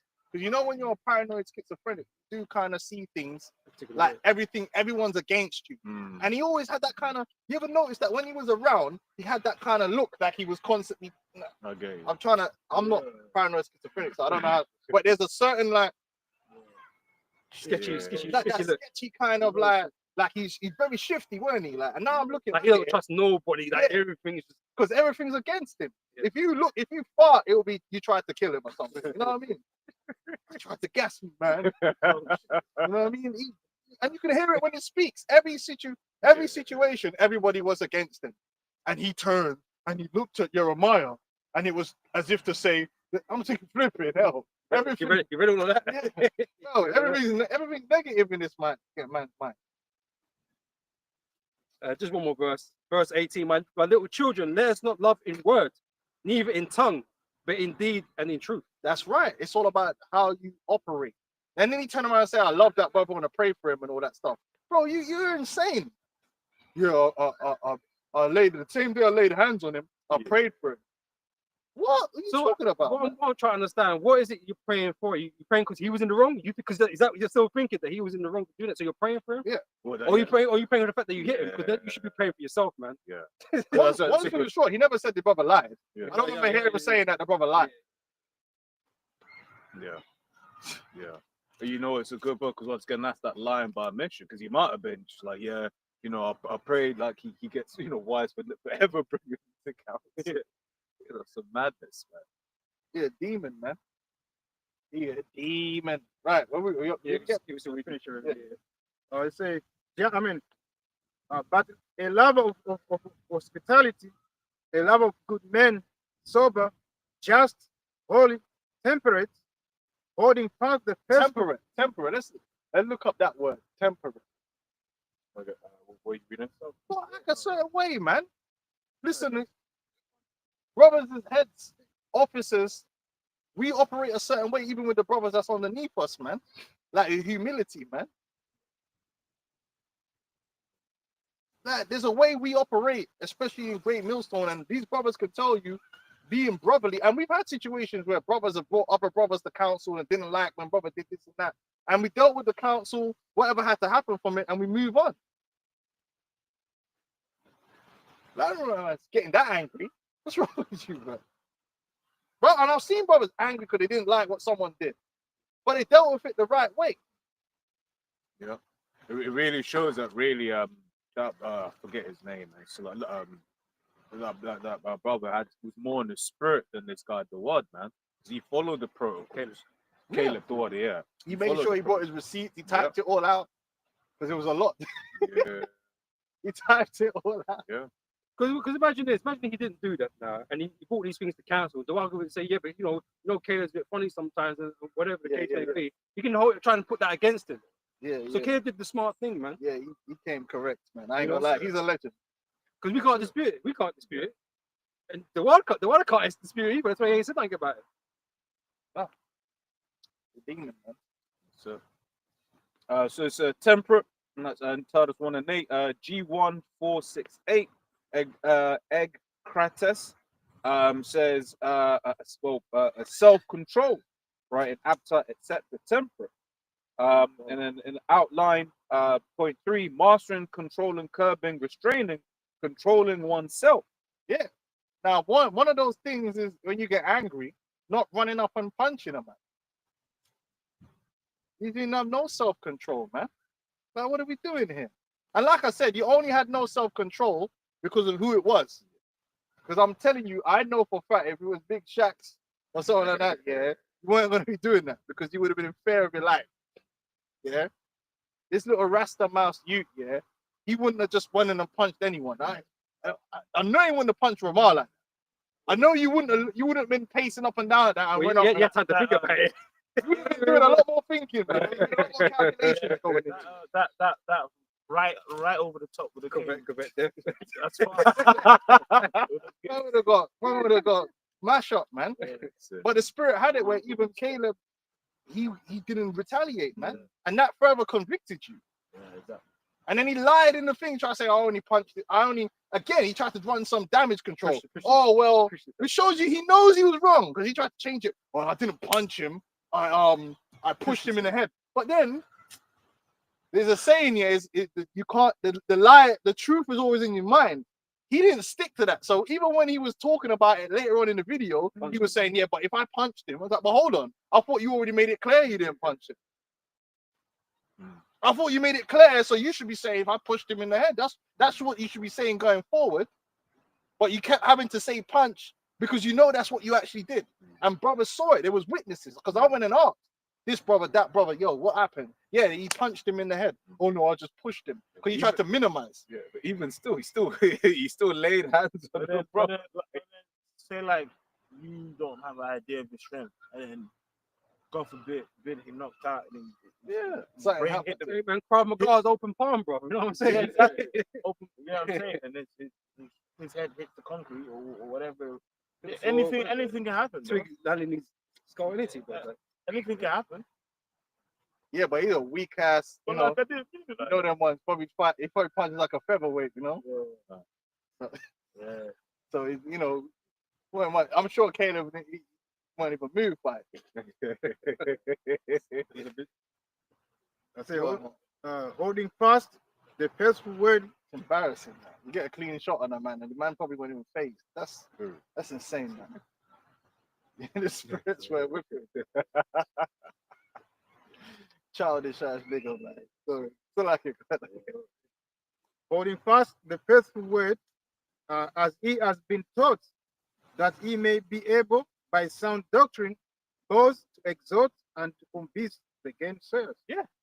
So you running around talking about double honors, man. That's what I don't like, man. Stop saying double honors to the elders because you don't give honors to the double honors to the elders. You don't respect the elders. You don't respect their orders. You're disrespectful. You disrespected Apostle Kabar. You disrespected the elder Manata Zakwa. You disrespected the elder Ariala. All men that are greater than you at doing what you're claiming you're meant to be doing, which is teaching the word and leading the flock.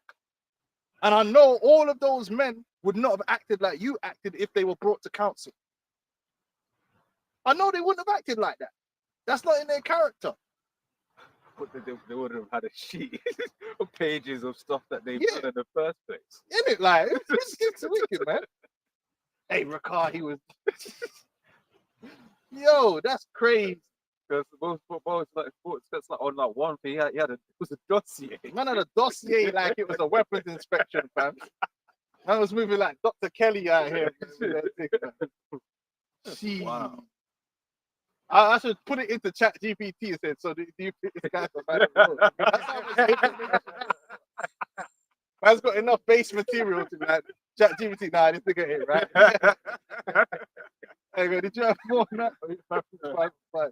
I had he was calling for something before. Matthew 5. No, it was the fruits of the spirit. yeah. There are two. There's one in Galatians 5:22 and one in Ephesians 5:9. I want to say the one in Galatians is the one I want. The more detailed one. Okay, so it says Galatians 5 and 22. But the fruit of the spirit is love, joy, peace, long suffering, gentleness, Long suffering. It said gentleness. goodness, faith. No, and that's why he tried to prologue the whole thing like he been suffering, like he's some Cinderella. Like he remember what's that movie? What's that movie? Yeah, like he's Cassie. What's that movie with Jet Li when the guy had him in the cage all the time? Like a dog, you know, and then when he kind of got out, it's like punching everyone up. What was that? Oh, you ain't seen that film, man? With Jet Li? Oh man. Chained or something like that. Anyway, it was a long time ago. Unchained or something like that. we're watching something like that. I don't really care. Yeah, like he was, you know, he kept Oh doing- shit. Yeah, no, yeah. yeah. Was it Unchained or Yeah, Unchained? something Something like like that. that. Yeah. Unleashed. Unleashed, there that's you it, go. yeah. That's how he was going on, like he was in GMS, like Unleashed. Like we were just doing so much shit to him that he just exploded forth, you know what I mean? He just couldn't take it no more, and he just had to bug out. That's what he was trying to do. Hey, brothers, brothers kept offering help. I remember over the CV, it was just like, you know, the thing about, you know, help brothers that we offered him help, man. But he was always like, "Nah, I don't need it. I don't need it." I remember for a while I was like, "All right, God, like, I believe he You used to know. speak to a while, innit? Or yeah, you know." But we tried offering him help during that time. He won't ultimately just you don't got want no no help more. in the bushes, man. Really, you don't respect us, innit? That's all right. Yeah, that's it. But you ain't got to respect me, man. You out anyway, or you know, he left. Bitch ass. Goes on to say, meekness, temperance, Meekness, humility. Oh, you're a younger brother, so you can't say nothing to me. You shouldn't, you shouldn't bring me up to council. You shouldn't be rebuking me because you're a younger brother. Yeah, it was all convenient for you, so you could continue your reign of terror. They do want to be. But if you was around me, you wouldn't have been doing that. Or you wouldn't have around, you know, you wouldn't have been doing. What's wrong with this guy? Bro, you're a wicked dude, man. Yeah. Any brother can put me up on council, man. Hey, Ricard did this to me, did that to me. I have to be like, hey, man. If I did it, I'll be like, Salakia, man. I didn't know I You held offended man like accountable, that, yeah. man. You know what I'm saying? Like, oh no, he's like, man, fucking lip trembling and shit. You know? snot bubbles. Yeah, there's no bubbles, man. Oh, dare you. Wicked, man. Yo, chill. Says, against such, there's a meekness, temperance, against such there is no law. That's right. Gentleness. One of the things it said was Can we look up gentleness? Yep. Gentle, man. It's just a counsel. So it says, gentleness G5544, Crestotes says, usefulness, morally excellence, in character or demeanor, gentleness, goodness, kindness, moral goodness, integrity, Integrity, man. benignity, kindness. Right. They tried to lie and say, listen, if you felt like you were getting railroaded in that council, there was a avenue for you to go. Because we're here. I'm here. You could have called me and said, listen, man, this guy, he's bringing up stuff in the council that you shouldn't really be bringing up. It's not a big deal. And then I would have been, all right, cool, let me see it. But the reason why he knew you couldn't go that route, because you know, once I read it, I would have been like, yeah, but you were going up. So you can't absorb your own. Your own issues, man, but with somebody else, you can't. Hold do it. on. It says here That's what that Esau does. he already approached you and spoke to you about these things. Yeah. And then I'll be like, okay, if I deal with him, I still got to So address you. Exactly. If all of this shit is true, like what's going on? It's not a good example. Yeah. Because you were already on thin ice because you already got suspended. And we have to talk to you about your marijuana bandana. Which he said, oh man, we're nitpicking. Ma'ad was nitpicking. Yeah, because Ma'ad is the type of character, he's trying to not be doing nothing wrong. Maybe you needed to do some nitpicking, right? So that you didn't get caught out there. But this is the thing. If you're in GMS, you're in a particular camp, right? You follow the rules of that camp. Yeah, exactly. Right? Now, there's certain things that might be like, oh, it's not technically going off now, but we just Yeah. don't do it. Yeah. Because we're a part of this body, Yeah, right? So if you call it nitpicking, then fuck off. Yeah. Do your thing, innit? No one's going to stop you then. Do what the fuck you want to do, right? But if you're in here, there's a certain way we have to carry ourselves, man. I was supposed to establish those things for us to follow, man.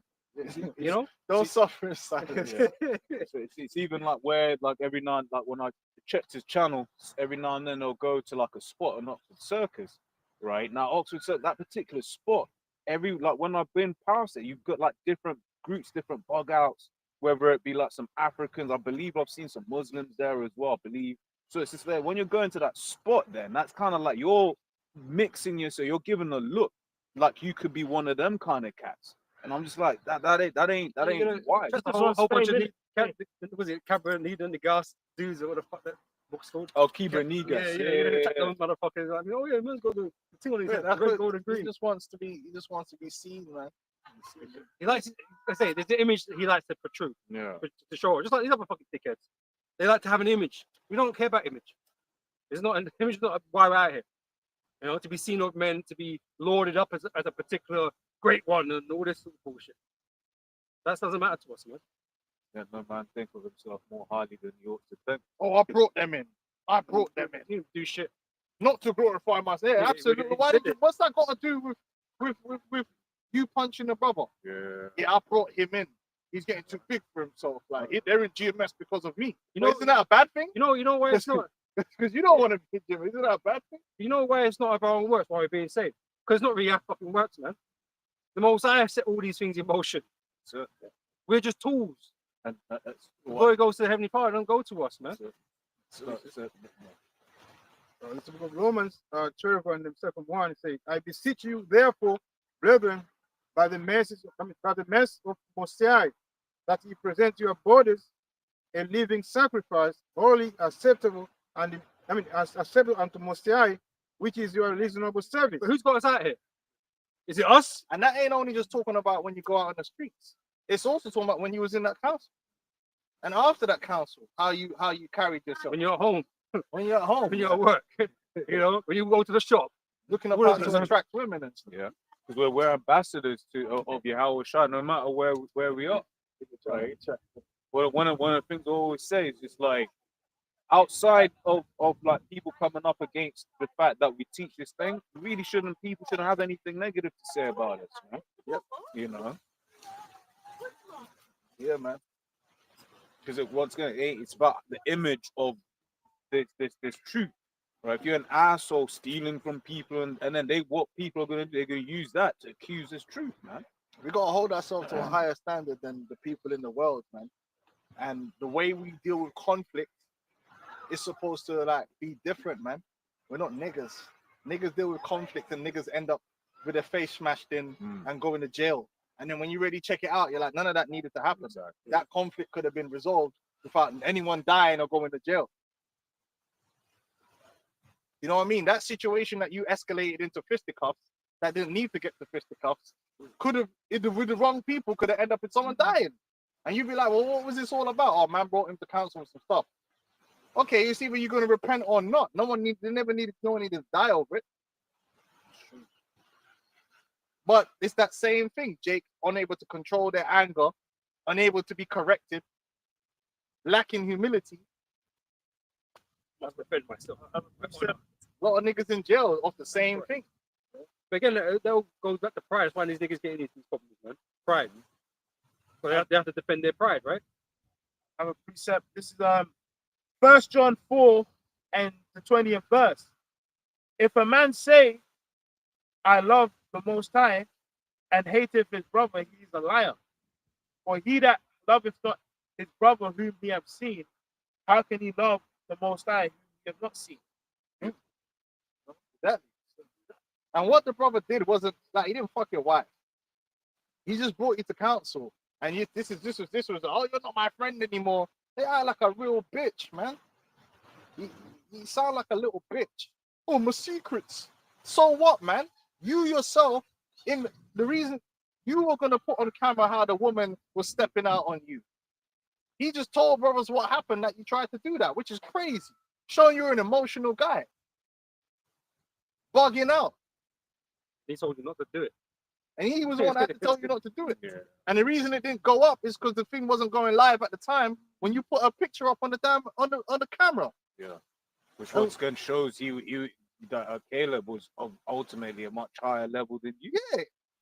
Because I would have been like, yo, what you doing, bro? Like, It was unnecessary. that's some personal shit. Like, you ain't gonna put it. You know, because we've been walking around town every now and then you see the poster and they'll be like, don't date this man, he's a cheater. That's how he was moving. Yeah, like, what the fuck, man?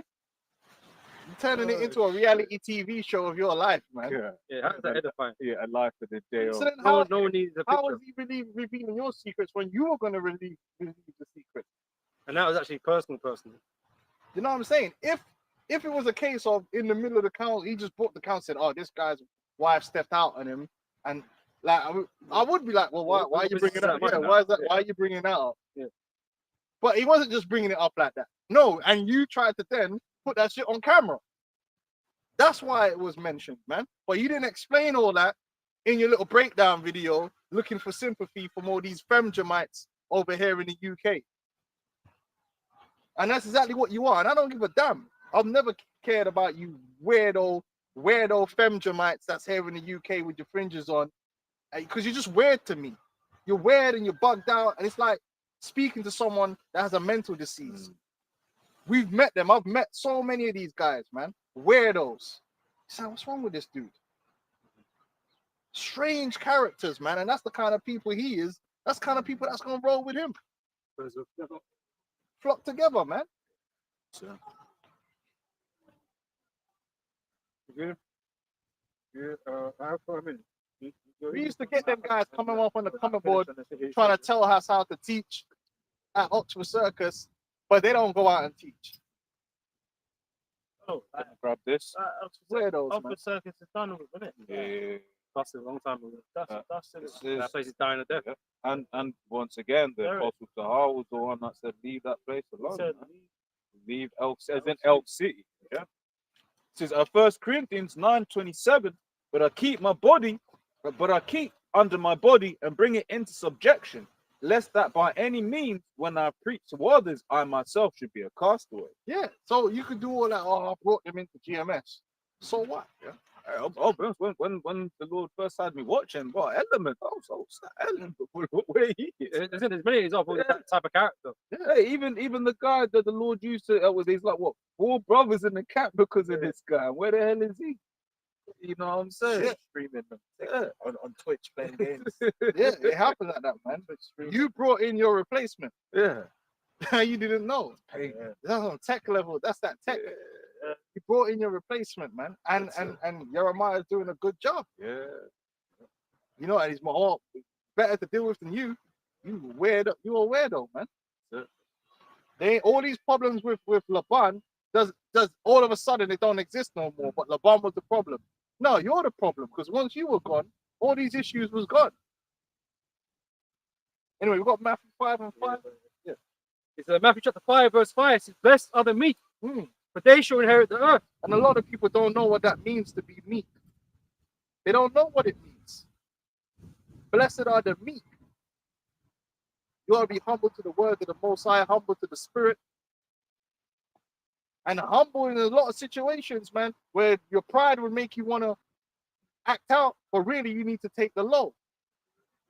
And that happens all the time. Sometimes you got to just chill. Yeah.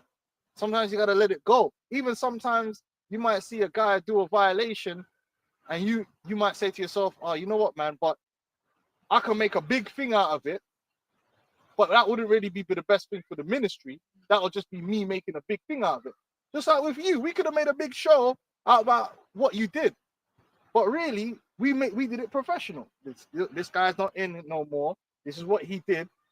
That's it. And then we cut and dry. We didn't want to make it into a big thing because that wasn't benefiting no one. That was just going to be us, controversy for views type. We're not here for controversy for views or back and forward for views. We don't really care about all that. But the Spirit's had it where now we got to go back into it. But it's edifying because it's another example to people of how not to be in this truth. That's it. There's more to this truth than just learning the breakdowns and shouting them out on the street. It's how you carry yourself and how you deal with brothers. And yes, you're going to go in getting into situations where you're going to be brought to counsel. Yes, you might get suspended, but there's a way to deal with that too.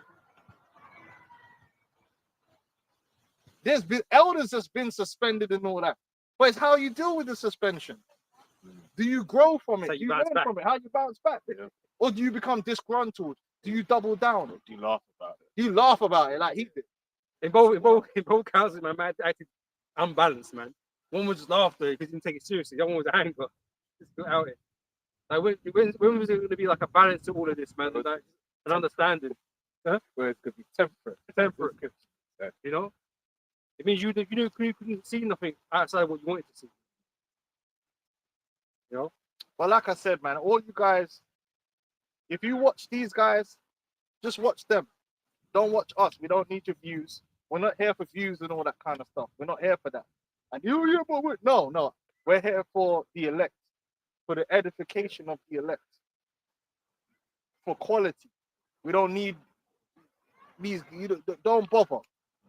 Yeah, because we don't really want them type of people, them vibrations coming anywhere near us, man. If you think it's right to punch a brother that's in the camp that you're meant to be a leader over, you think that's a good example to set. So now brothers is just going to be punching each other up now.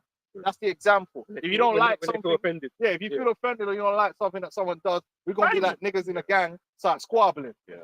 You know, we said that at the camp last week as well. It's a spirit that this has come out at the same time that the whole thing with IUIC being, what you call it, beating men up in their camp and all of that sort of stuff. That, you know, that hard man look, which just goes once again for the world to see that there is a difference, right? Because we had this little situation, and then the elders, they dealt with it expeditiously. Like, look, man, you ain't in, right? You can't be doing that. Whereas IUIC, that apparently the leadership didn't even go and chat to that a guy that got beat up, man. Then you had that, you know, them two that had that chat with Vocab, the husband and wife team, right? They had the chat with Vocab, where apparently at the end of at the end of the camp, they basically went up and said, yeah, no, we had to make themselves look hard with some stuff. It ain't about looking hard, man. Right? They ain't in the spirit, man. They ain't in the spirit. Another bunch of goofy Yeah. Hebrew NPCs that have no idea what this thing's all about. It's a damn shame, man. But their time is almost up, man, because so many good things are happening.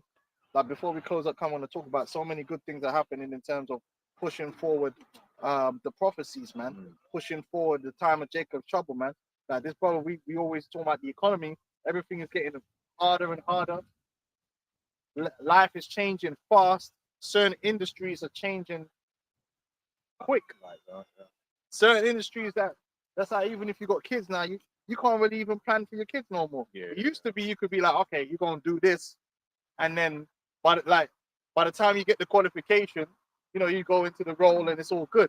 Now the world's going so fast that in 4 years that whole industry could have changed, where you're surplus the requirements, man. That's how quickly everything is happening right now. Whilst being riddled with tons of debt in the process.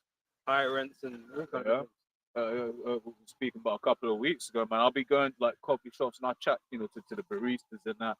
Right, you be hearing it, it'll be like, oh yeah, you know, I've got a master's degree. I remember one prep I used to go to. Both of the workers, Indian dudes, had master's degrees, man. I'm just there like, right, you must be pissed. You can understand why certain of these people would you got get pissed off and they get angry because they've been told this lie, they've been told this dream from a young age. Yeah, do this, do that, do this, do that, right? And then you'll be able to, you know, start earning a salary. That's why friends still used to be, yeah, because that's why they'll hate on people that are in certain industries. It's like, oh, why are they striking? They get paid this much. No, you're just looking down because you were told if you go to university, you'd earn this much, and they're out earning you, and that hurts. Yeah, man. Because you know what university ultimately became? A massive cash grab. Yes. Yeah. You know, these university is supposed to be reserved for the brightest and also specific fields as is necessary for the wider economy. What happens is that the university is just happy to take your money. So as long as they can fill up an auditorium, anything will do. Because they're earning like, bro, some of them international students. The international students is big money. That's on a different level. No, go on. It's like, and I would say it's because it's a money grab on so many different avenues, because it's like, one, especially talking about like the Chinese students, when you see them living in like the top areas in London, a lot of time they own those properties, so that's a way for them to bring in money into the UK economy. On one, the fact that they got to do visas as well, the government's making clean cash off of those visas. And imagine there was a time they were trying to change, I don't know if they did, where it's like you could bring family or some shit like that. So imagine that's visa times 3 or whatever, what have you. So you're making money that way. But then it's like the uni fees themselves are significantly more expensive, right? I remember, I forgot what uni it was, but it was like an arts one, right? And I think it was like 30 grand a year for an international student, for a master's degree. 30 grand a year. We put a 9 grand, paying now. Not a ton, but 30k. For 1 year, but it was just like, you know, it's a master's degree, you know, to then not have a job. Yeah, because what it was is that originally, getting a college degree was like very niche, and so once you got that degree, you pretty much guaranteed in life. Yes. Yeah. because the demand was there for people with that level of education. Once they start making it accessible to pretty much anyone that can pay, anyone and his mother is going to uni. Like everyone that's basically got UCAS points, it can go because there's loads of universities. Could be an Ivy League, could be anything. You could just go uni and study almost anything. Now all of a sudden, now you're getting a situation where the only one that's benefiting from it is the universities, because they'll take your money. But it doesn't mean that what you want to do is in demand. And a lot of these youths, they're just doing things, and they don't know whether it's in demand or not. They don't know whether they're going to be able to get anything off the back of that. They just go in there because they this idea of a degree is a degree because their parents' age group. That's how it was. A degree's a degree. Once you get that, boom, you're good. But the world's changed from that. Everyone's got a degree now because you don't even have to pay for it yourself. You can get a loan for it, so it's accessible. Mm-hmm. Yeah. But the problem is that because everyone's got a degree, what makes you stand out? the supply and demand? Yeah. There's more supply than demand. Yeah. It says educational inflation. Education inflation, also known as credential inflation, refers to the increase in requirements by employers for higher education qualifications than are actually needed for a specific job. Once again, because as the elders going into, everyone's got a degree. So it's like, how do you differentiate between some? That's why once then people feel the need to become to get a master's degree when it's like before they could have just didn't need it. And then when I was at uni, what I kept hearing is that, oh, these employers, they want experience. Mm-hmm. You come out with a degree, yeah, you know everything that's, you pass the test for it. But like, they're not looking to really employ you because they want someone that can actually do something already. Oh, can we get Ecclesiastes 12? Yeah, you know the one.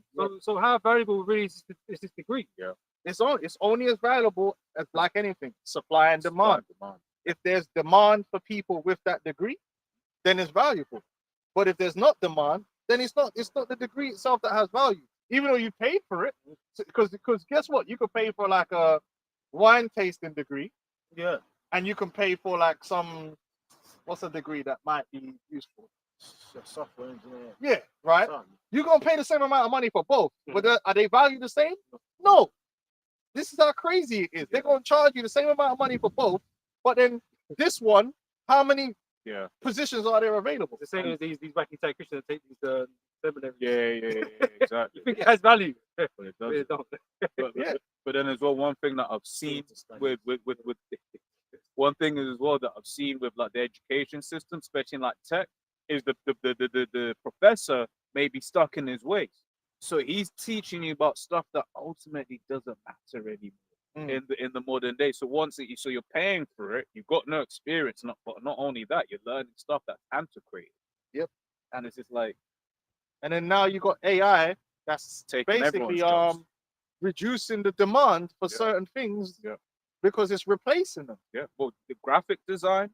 And then you know what happens? What people need to realize is that, right, when AI replaces people in a particular this brother speaks better than me, but a particular part of a field, right? All them people that get replaced now need to move somewhere else. So now they saturate somewhere else. So I don't know how the IT world was, but I suppose if you get like a whole part of it that's replaced by AI, those people could technically probably do another job because they got general AI skill, IT skills. But then what that does is that everyone that was now competing for this now have these whole bunch of other people that are now competing. Exactly. And then so that drives down the wages. Yeah. And so like as well, I was gonna say, that's why, like talking about the university thing as well, it's what the AI does is it's very good at what we would refer to as a junior used to be able to do, right? So then if you're a company, you're gonna be like, wait, I could pay this junior random number 20K, or I can pay a subscription to an AI platform that's gonna do effectively the same work, because someone still is a senior still having to review that person's work anyway. Yeah. Right. So it's like let the AI do it, and then let the senior review the work. And the thing is, this is what people don't. It's happening in every field. All of the high-paying fields are doing it. So then, once again, you're gonna end up in a situation where you're in. I always say the place that are kind of bougie. those are people that have these kinds of jobs, and they're going to lose their jobs. And then you think in the future, right? If you can't even become a junior, how do you become a senior to do the reviewing? Eventually, that's just going to die out, and there's no one's going to be able to do it, or the AI is just going to do it. What AI will develop Yeah. when it can start doing more and more of the Yeah. roles. Yeah. Go on. Yeah, you got that. Yeah, definitely more and more layoffs are happening. It's getting harder and harder to find certain quality jobs. And that's only natural. All right. This is Ecclesiastes chapter 12. I'm gonna start from 1. It says, "Remember now thy Creator in the days of thy youth, while the evil days come not, nor the years draw nigh, when thou shalt say, I have no pleasure in them, while the sun or light or moon or the stars be not darkened, nor the clouds return after the rain. In the day when the keepers of the house tremble, and the strong men shall bow themselves, and the branded cease, because they are few." Right? There's less and less work out there for people to do. Production, and you kind of see that already starting. When you look at what they're doing with the world economy, they're slowing down the production. Like even in China, what they did with this tariff thing, they said loads of factories was closing down. That's all part of the plan. That also happened in the seating. When they're coming out and telling you, oh, you got to read between the lines. Trump saying, well, instead of buying $30, you can just buy 2. What they're doing is, we're going to reduce all this high-level consumerism is going to go. You're going to start having fewer variety in products. The production is going to become more efficient, and they're going to start making only a certain amount. So you're going to start seeing shortages, which you're already starting to see. It began with the seating. With the seating, you started saying instead of having 5, 6 versions of a product available, you might only have 2 or 3. Then it's going to go down to 2. You know what I mean? You're going to start seeing less variety in shops. You're seeing that already. Less mom and pop shops. More, you're going to see the Tesco Express. You're going to see the Morrison's Express. The Walmart thing. Less variety of things. They're already doing that. And then what happens is as it starts becoming more streamlined to these big corporations invest in what? Technology. They invest in technology, and technology is going to replace people. The factory of today ain't the factory of yesterday. That's why when you hear these people and they're talking about bringing the manufacturing back to America, they're retarded. They don't seem to understand that, okay, you lost your job 20 years ago working in a factory. You want that factory moved to Mexico, right? If that factory was to move back to America, it's not the same factory. Because that company that now is going to invest all this money is thinking to themselves, if I'm going to invest all this money, I'm going to make this worth my while. So now this new capital investment is going to have as much automation as possible, because automation in the long run is more efficient and cheaper. Now you might say, but that's going to bring jobs. Yeah, it is going to bring jobs. But guess what? You're not trained to operate that stuff. You were used to being in there clanging and banging with a hammer. They're not bringing you back. They're going to bring back the engineer that knows how to fix the machine. Now, at most, you might get some manual labor to build it, but once it's built, what do they need you for? So it's a temporary construction type employment. But in the long run, that factory is not labor intensive. It's more capital intensive. It's running off technology. Oh, bring the iPhones back. Yeah, but if they build the iPhones in America, not only will they be more expensive, but guess what? There won't be as many people working in that as when they originally started building the iPhones in China. Because when they brought all that manufacturing over to China, that was the old world where they still had people there doing shit. The new world is different. In fact, most of the new factories they're building in China. So this is there's a company called Xiaomi, XIAOMI. So it's a Xiaomi's fully automated factory, quote, a dark factory, is located in Changping, Beijing. This cutting-edge facility operates 24/7, completely without human production workers, utilizing AI and robotics for smartphone assembly. It can produce 1 smartphone every second with an annual capacity of up to 10 million devices. The factory also has a dust-free environment and AI monitoring and adjustment of production in real time. real time. So So, yeah. this new form of production, it needs less laborers, but guess what? High quality laborers. Exactly. So when people gotta understand, when Trump is saying, "Oh, bring back the manufacturing to America," yeah, there might be some manufacturing that comes back to America, but that manufacturing that comes back to America is gonna, it's not gonna employ your dumbass with your Trump hat.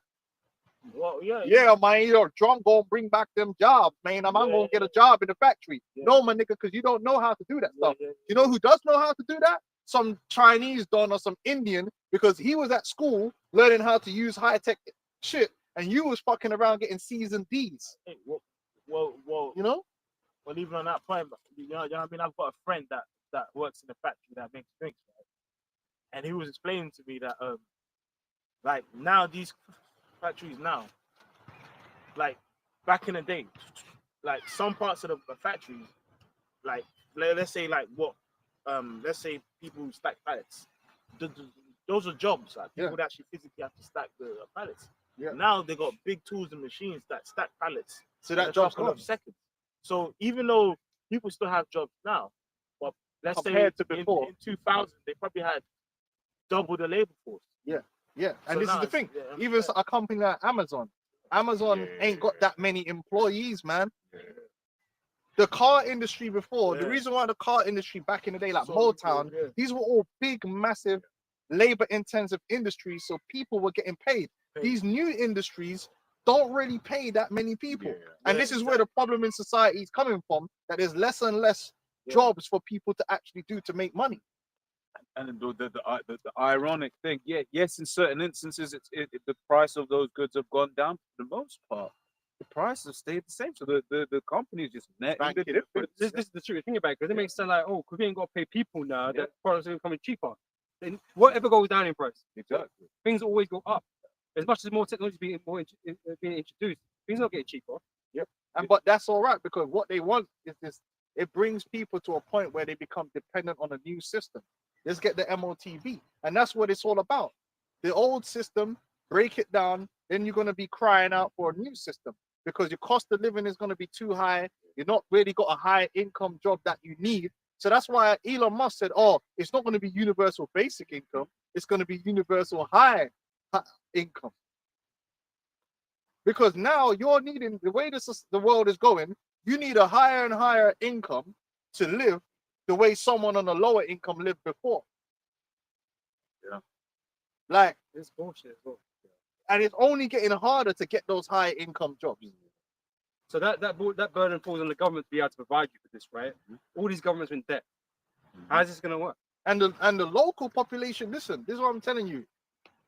Where are all the tech engineers from? India, man.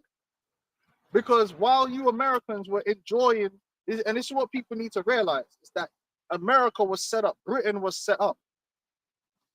In India, them man actually will go into the schools and them man and tell them, man, listen, you're got in China, they'll have a whole system set up where they'll be like, look, man, this is what the future industries are gonna need, and that's what you're going to do.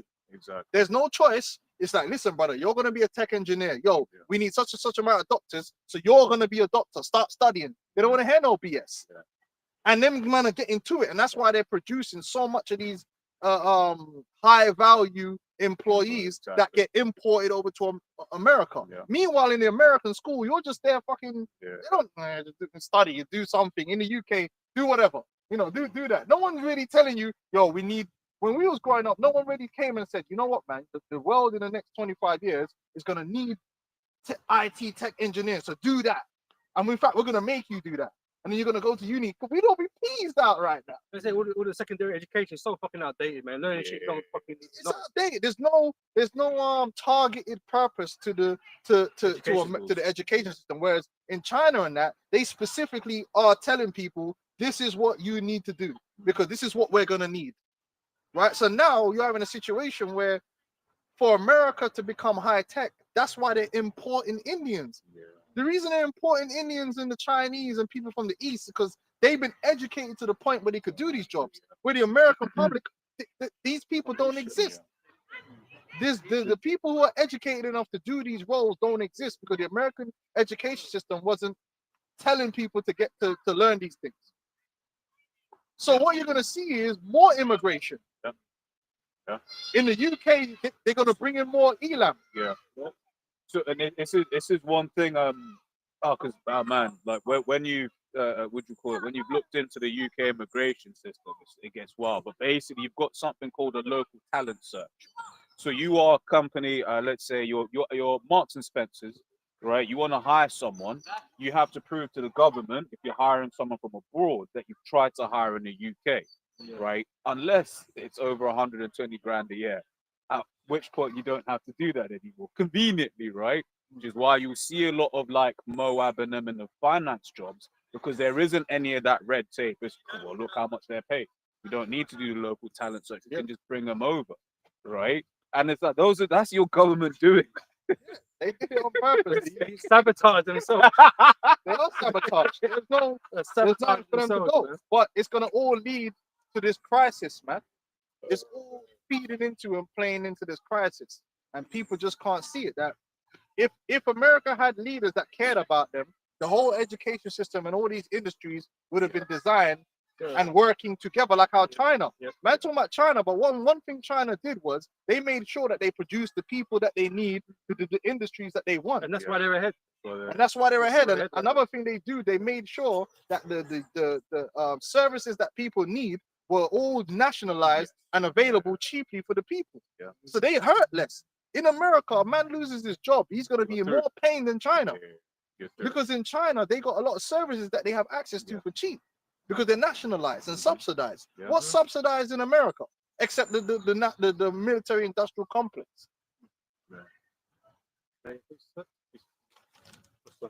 So Isaiah 19, verse. Yeah, you can read it. No. I'm gonna read from verse 14, right? It says, the Lord have mingled a perverse spirit in the midst thereof, and they have caused Egypt to err in every work thereof, as a drunken man staggereth in his vomit. Neither shall there be any work for Egypt, which the head or tail, branch or rush may do. It's only going to get worse in America. America's shutting down, and the wealth gap is only growing. Like I was telling brothers about this big, beautiful bill. Trump, see, these people are the devil. But once you understand what the goal is, then you understand what they're doing. They try to paint this big, beautiful bill as if, oh, it's gonna no tips, no taxes on tips, and overtime, as if that's helping the poor. What you got to understand is the bill overall helps the rich more than it helps the poor. So even if you give the poor a little bit, if you're giving the rich a lot, you're still stretching the wealth gap. Yeah. Which means the quality of life of the poor will decline, even though you've given them a little tax break, because it's all relative to who they're competing against, which is the rich. And when you look at that bill, that's exactly what it does. And then on top of that, they're spending a whole bunch of money on the Golden Dome. So they're increasing the deficit by about 4 trillion over the next, Valuing your money. because they're gonna have to print most of that. Yeah. This is what people don't realize, man. They're doing it on purpose, man. They're destroying the people. Poor don't actually go nowhere. They get further. They go further down. They don't ever come up ever, because there's always something else counterbalancing that. Then he's putting tariffs on, which is a regressive tax. Doesn't increase production; it reduces production. But all these American goods now are gonna be overpriced, they're expensive, and who's gonna afford it? Which, like I said in the last time we was out here, the trade deficit is not a problem. America needs a trade deficit to be the world reserve currency. And this is what I mean about the lack of education of the average American, and the fact that if they watch the news is just going to frame a narrative the wrong way. The way Trump is trying to tell people, oh, China's robbing us. The EU's robbing us because, look, there's a trade deficit. We sell them this amount and they don't buy it, as if you have a, like, so if they buy 500 billion and you buy 500 billion, that means it's all fair. That does not what a trade deficit means. Is if another person is buying 400 billion in goods and you're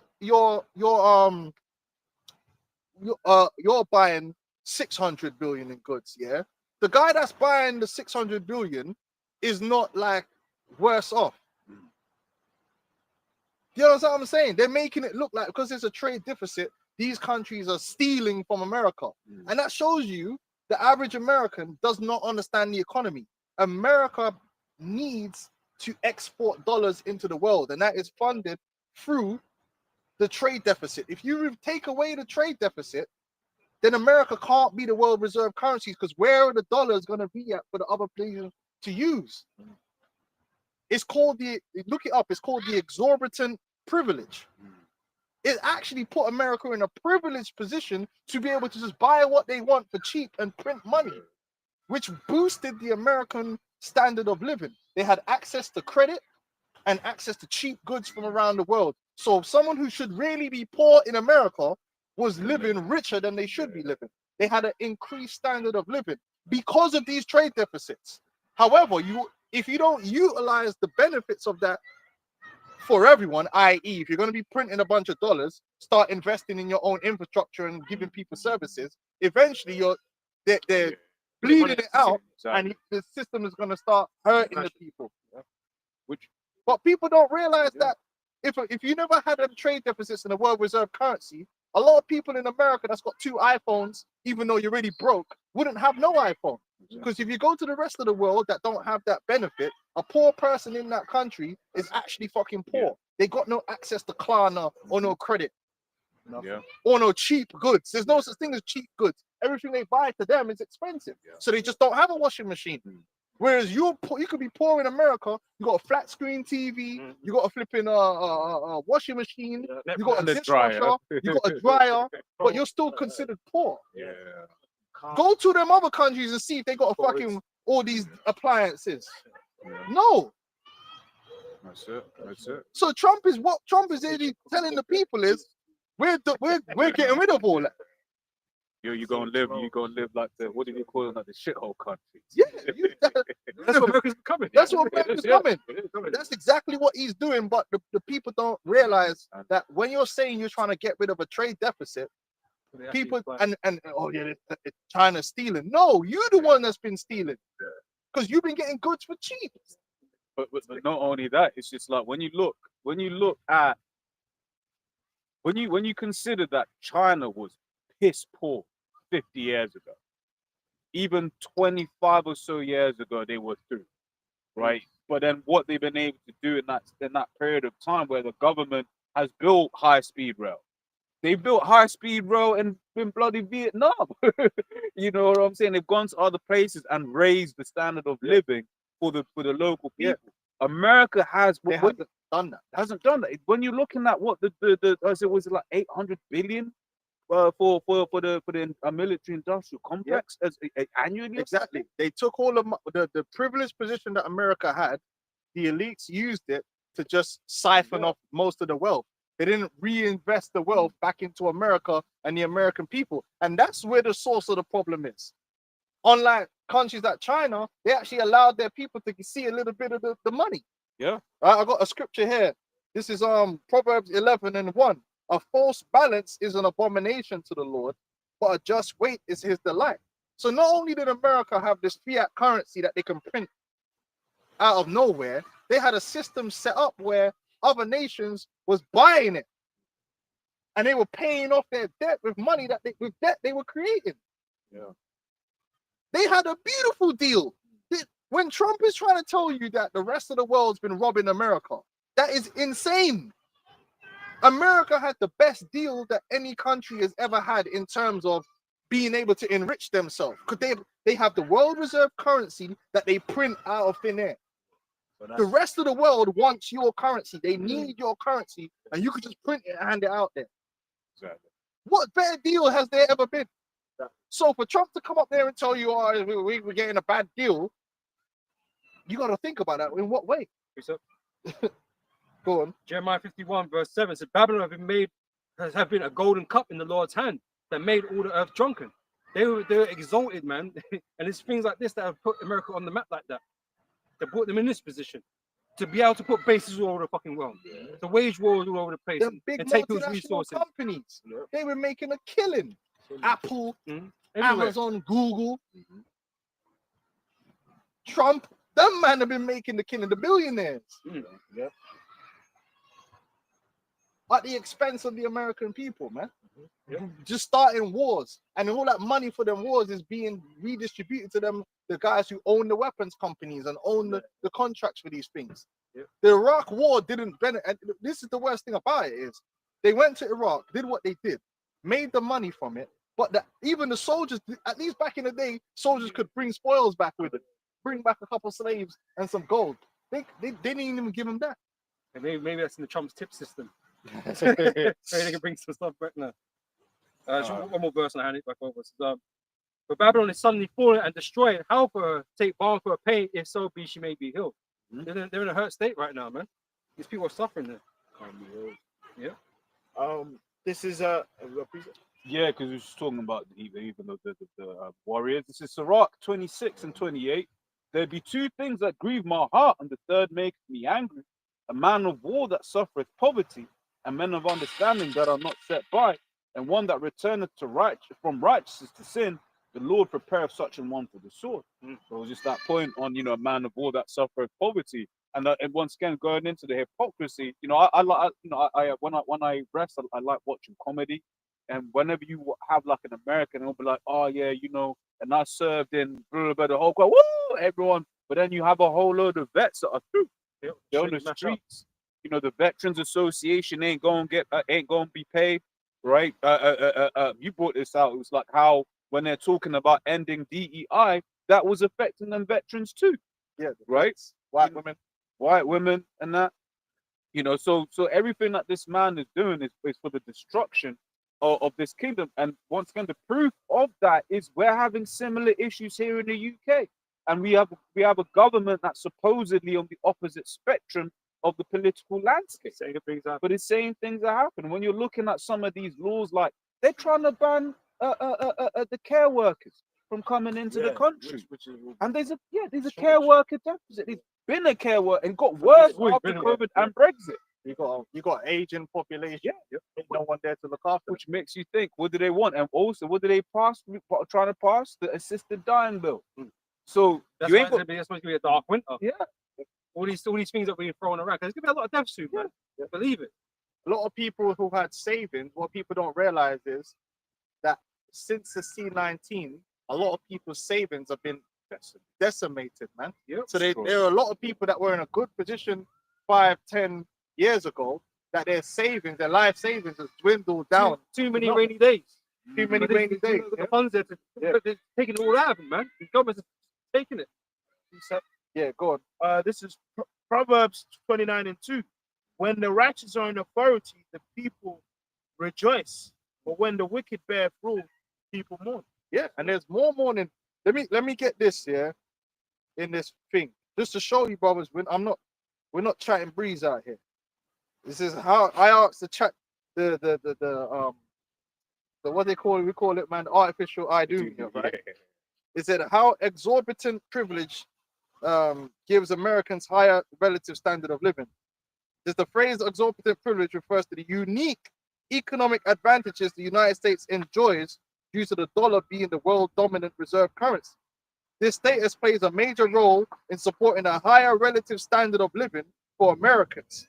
Like I'm telling you, the Americans, the average American has been able to enjoy a higher standard of living compared to someone that's on the same level as them in another country because of this great deal that America had. It says lower borrowing costs. Because global demand for US treasuries is so high, the US government can borrow at very low interest rates. This allows the US to finance deficits more easily and spend more on public services, defense, infrastructure without facing the fiscal pressures other countries would. But what did they do with that? They just, the military industrial complex, they spent all the money on that. What is war? Is war productive? War is not productive. War is destructive. You build a bunch of missiles here. How does that help the average American? What does that produce? Your missile can only go and destroy something. It's only once. They could have took that money and gave the Americans the best healthcare in the world at subsidized prices. They should have. Once again, China did. Yeah.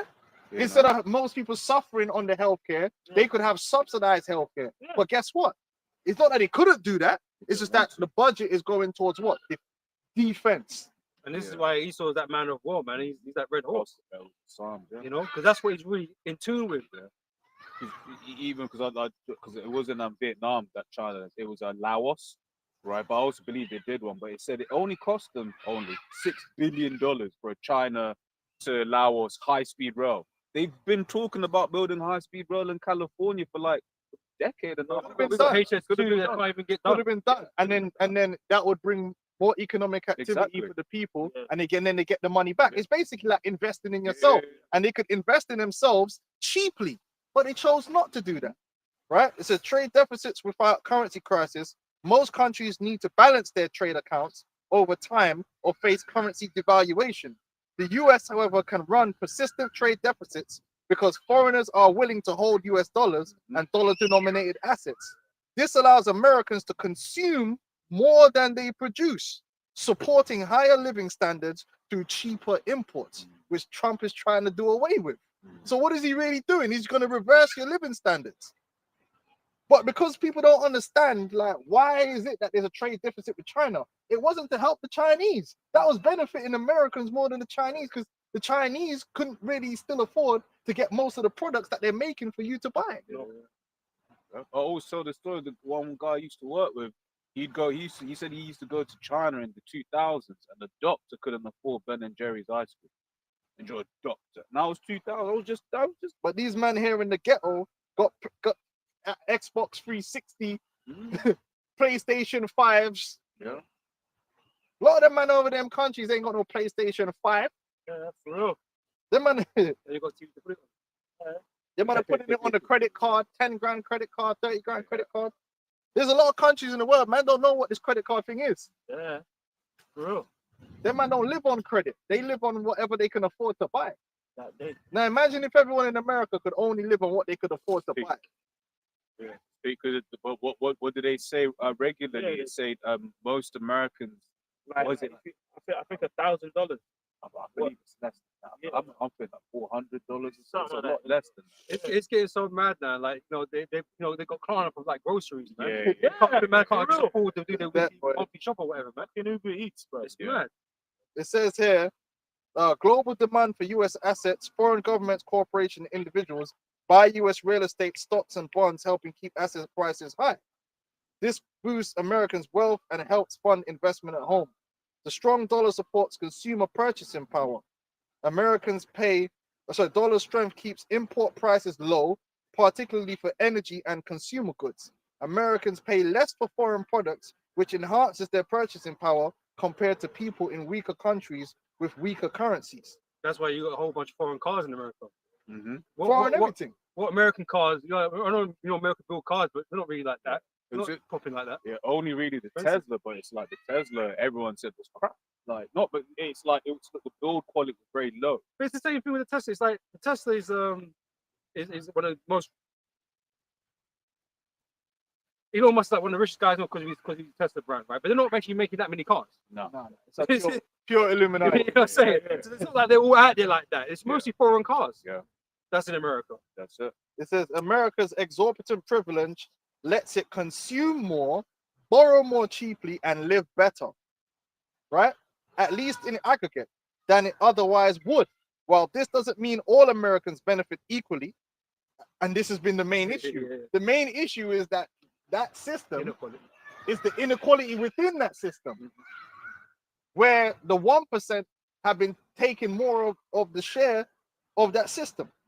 It does while this doesn't mean all Americans benefit equally, it does underwrite a relatively higher standard of living for the country as a whole, right? And that's disappearing now. So when you're hearing Trump attacking the trade deficit, It's been helping you.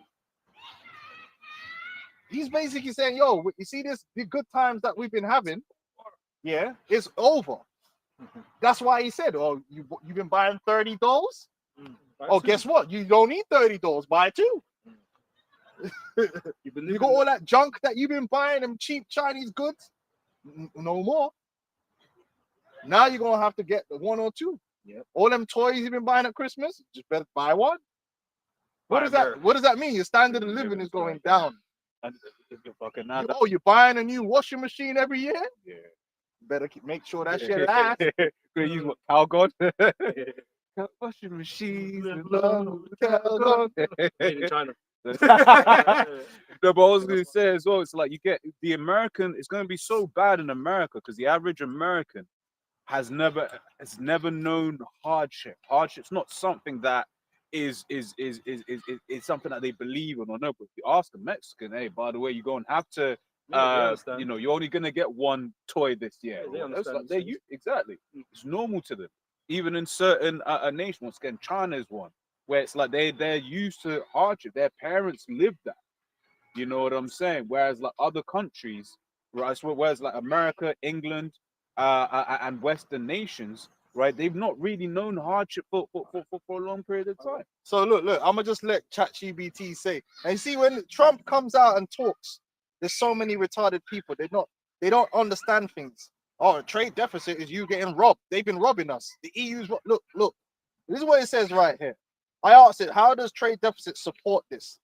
Yeah. It says trade deficits equals more imports than exports. A trade deficit means the US buys more from the rest of the world than it sells.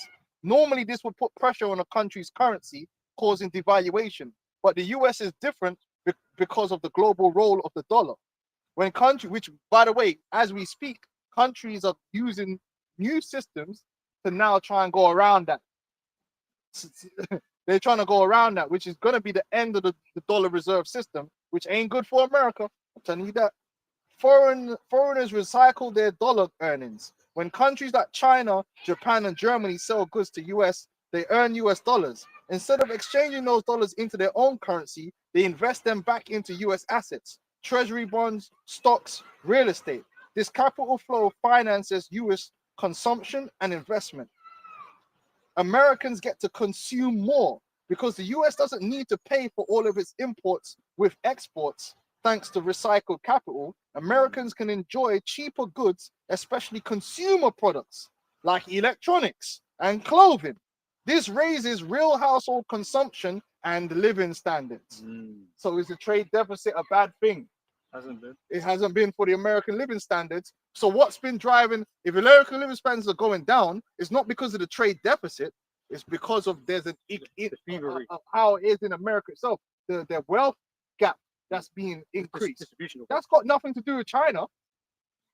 It says it supports the dollar's dominance. The constant demand for dollars to trade globally and to invest in the US keeps the dollar strong. A strong dollar lowers the cost of imports, reinforcing the ability to run a trade deficit and consume more. Because everyone wants US dollars and assets, the US can run massive trade and budget deficits by triggering a crisis. This is only possible due to the dollar's reserve currency status, part of the exorbitant privilege. In short, the US trade deficit is not a weakness under the current system. It's part of the mechanism that enables the global use of the dollar. It allows Americans to live beyond their means in a way that no other country can. As long as the world trusts and uses the dollar, the US can import more, pay less, and borrow cheaply, boosting its living standards. Yeah. But this guy's on the TV telling you that the trade deficits is China robbing you, EU robbing you. Does it make sense? You know how it makes sense? If they're really, what they're doing is they're about to disrupt that whole system, crash it all, and bring in a new system where it's not about the dollar no more. This is 2nd Ezra 16 and 21.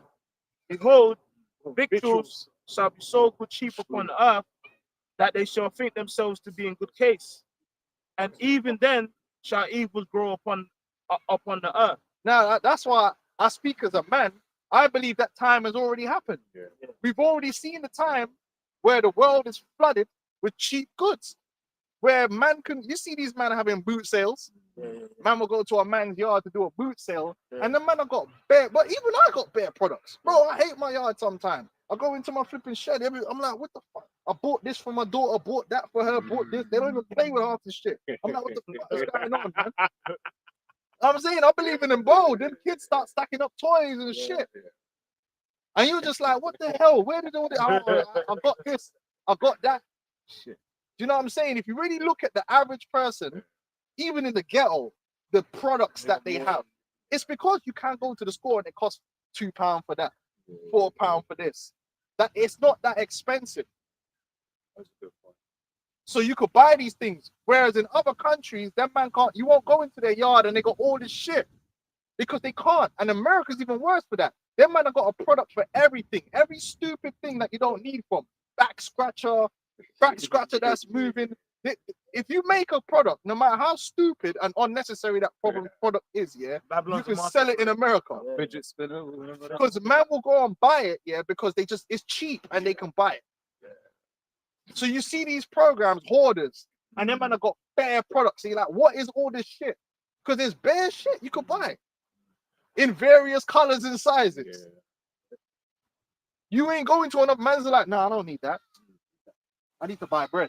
You know what I mean? We don't need that. We don't need that. This is why the world is also full of waste. You got islands of waste, waste. in the water and shit. You know what I mean? In the ocean. Bare disposable shit. Right. Why? Because they could buy, they can have these sweatshops working in the East, making these products for damn near nothing, so that people in America, how are the man's affording iPhones, man? iPhones and all this high tech equipment that you go into the ghetto and man's got an iPhone. So you really think you're gonna go into the favela somewhere, yeah, and everyone's got an iPhone? They might have a phone, but it's not gonna be the latest. You got children going to school and they got flipping quite high tech quality goods. If it's not 2 years old, 3 years old, you go to some places in the world, they got a phone, but it will be like less quality because they can't afford. Yeah, For real. The bricks and For real, I see. like in Ghana, does everyone have an iPhone? Well, if they do, it's like the family. So Like, some- no, It's the family phone. probably the iPhone that came out in 2010. But Most of them are not going to be rolling, but over iPhone here in 3. the UK, even a man these niggas will be there. Yo, man, because of the poverty, man, you know, the ends, you know. But man's he's got the iPhone 15. You change your phone every year, or every 2 years. Yeah. On your contract. Yeah. Yeah, Change. and you're paying for it over time. cars, They'll Yeah, give it to yeah, you. like, Even little children, they yeah, Even the little children. like like even cars. I like I mentioned in cars because people got into that mindset of, you know what, Trade your car in for you. like every couple years just switch to another car. So Yeah, like I pay a monthly fee of £200, £300, £400, but guess what? I'm driving like a Range, yeah. whatever. And then a couple years come, instead of paying it off, just get a new one. But that time, you see, that time is over. Yeah. Things are gonna be starting to become more expensive. It says, behold, victuals shall be so good cheap upon earth that they shall think themselves to be in good case. And even then shall evils grow upon earth, the sword, famine, and great confusion. For many of them that dwell upon earth shall perish of famine, and the other that escape the hunger shall the sword destroy. So we're gonna rapidly go into this point. Yeah, we're gonna close up in a minute. Then we're rapidly getting to that point where things are gonna go downhill fast, and they're gonna find some excuses. They're gonna find some kind of excuse, but really the reason it's happening is by design. It's by design. And if you're not watching and listening to what these people, because when I was trying to figure out what was going on, I'm scratching my head like, America had a bad deal. China was robbing America. Yeah, but them niggas was in sweatshops. Like, how were they robbing America? Like how? I'm trying to work it out. Because even when you trace those products, like, do you know how much of an iPhone's cost is actually retained in China? Barely any of it. Most of the profits still being made by American companies in America. Well, that's why That's the whole point of China. Like when the Cheap man's telling labor me that for- America's had a bad deal in the world, I'm like, huh? They make it for good, for cheap, and the company that makes owns the phone makes the markup. Yeah. That's how business works, right? That's why if it was such China's fault, then Foxconn would be the richest company in the world, not Apple or Yeah, Microsoft. No, that's not how it works. Tesla. Like, These men are making hella massive markups on these things. So right? you're watching all these things and you're just like, this guy, what are they doing? Well, what they're doing is he's literally signaling the end to the dollar reserve system. And as he's attacking these different countries, you're giving these countries more of a reason to be like, yeah, we need a new system because we're not going to be held to ransom by this guy. So there's a BRICS meeting coming up in July. Like they've told everyone China capitulated. China didn't capitulate on anything. If you look at the deals that he got, the one deal he got was with the UK, but the UK's down bad anyway. China didn't do anything. There is no better deal to be had. I don't think people realize This is the there best is deal no. you could have. America already had the best deal. Cheap products, man, are buying my debt. Yeah, they just needed to make it work for everyone, and they don't want to make it work for everyone. So now they're shutting up shop. They're telling you you're gonna have to. You're gonna. He even said there's gonna be a lot of pain in the short term. Yeah, there is gonna be a lot of pain. Stalin was saying the same thing here. Yeah. The same thing. Get ready. Get ready for all of a sudden, because remember another thing, just because they do something today don't mean prices go up today. It takes time in the system for the prices to go up, and that's why people got pea brains. So they don't realize that doing something now doesn't necessarily mean the prices are going to go up in a week. You probably see the price rise in 3 months, Exactly. 6 months, 9 months. It's storage. Like I gave the example of the bottles. Like over here, we've got the new caps. Yeah. Notice how it's like it took a while for all of the products to fight, all of the bottles to start having them caps. Phase out though. Because they still had all of the old stock in store. So when you're talking about these price rises, you may be not looking at it today because you're buying the product made 3 months ago. That That was imported 3 months ago. But when you start paying for the stuff that was imported, say today, then that's when you're going to see that price. And then what you're going to start seeing is we're telling you what's going to happen because the scriptures tell you. You're going to start seeing more and more shortages. You're going to start seeing prices going up, and it's more and more people that little bit of disposable income that they have is going to get smaller and smaller and smaller. And while that's all happening, they're going to be pointing the finger at immigrants. They're going to be pointing the finger at foreign countries. They go, oh, the reason your price is going up is because of them man over there. And remember, the same thing's going to happen in these countries because now they got someone to blame because they've been playing a nasty game too. It's just that now, if you're some dude in Africa that's been fucking over your people, when all hell's breaking loose, you could just say, well, it's all Trump's fault. It's them man over there's fault. Nothing to do with us. Trump did it. You see how the game is? You can always just blame someone else for what you've had a hand in. The UK could do the same. Oh, we're not the reason. Trump the one that fucked up the world economy. No, you were working hand in hand with this shit because they all have a plan to get the people broken down to the point where everyone's crying out for a new system, and that new system is going to be that MOTB, the mark of the you know what. So it's going to be in America, it's going to be in Britain, France, and if you look at all these different countries, they're really facing the very similar problems. Massive imbalances in wealth, right? Lowering standard of living, higher cost of living. Okay, large disenfranchised groups of people, disenfranchised middle class. No blaming the immigrants. Big corporations sucking up more and more of the economy day by day, and the C9C thing was a big part of that. Go on, let's go. Yeah. Let's get the MOTB and then we'll shut down. I just want to quick on it for me. Yeah. Second Ezra 6:22, and suddenly shall the sown presses appear unsown, the full storehouses shall suddenly be found empty. Yeah, and you're gonna see that. You're gonna also see that. Don't forget, they're gonna have cyber things, like you had the co-op cyber thing. That'll be an excuse to cover up a lot of shit. You know what I'm saying? You're gonna have all kind of shit happening, man. So get used to more and more shortages, but having less. Power, electricity, blackouts, And like I said, listen to these people when they talk. He told you, hey, don't worry about buying all them $30. Just buy 2. What is he telling you? Get ready to have less. You know, that's the golden age. The golden age is you having less. You owe nothing. You will owe nothing. That's where it's gonna get to. You know, they ain't trying to make America great again, and we warned you. They're trying to make the MOTB great again. So pain is coming. All right. You got the MOTB scripture. Yeah.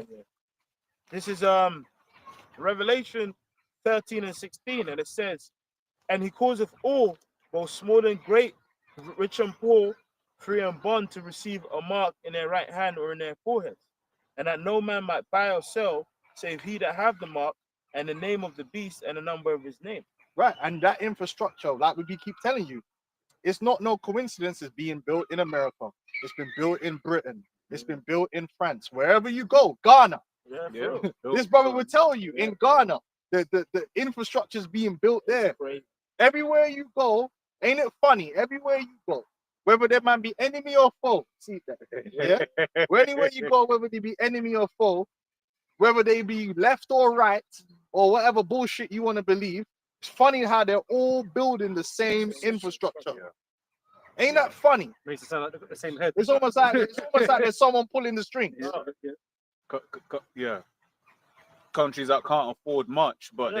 they'll have you this know, new they- system yeah, being developed. they and all put have in the place. e-gates. Yeah, no. You see it there. You know what I'm saying? And they're talking about crypto and they're Yeah, pushing all this CBDC. crypto and all this business. And that's why they say they're Confederate.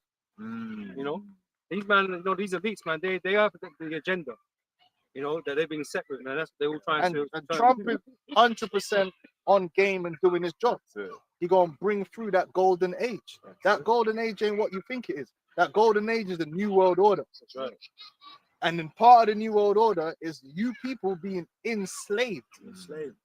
Liberation Day. That's, no, that's their golden age. That's their golden age, but it ain't people's golden age, man. But It you know, ain't ours. you'll have man focused on tips and flipping overtime, man. The small things. Yeah, man. They already know what they're going to do. Right? So, hey, a lot of things are happening, but just keep your eye on the prophecy. But the most important thing is to be walking right with the Lord, man. Every day, try and walk better and do your thing and be humble, man. Be humble, be faithful, and everything's gonna work forward. Don't follow after these bug outs, these guys like the Brixton Prophet, because at the end of the day, we want to be delivered from these things that's gonna come, and the only way you're gonna be delivered is if you get that mark of exemption. But if you act like a nigger and you do nigger shit, you're gonna get the nigger's reward, which is fire. So we close up, man. Call halal, double honors to the apostles, the elders, a great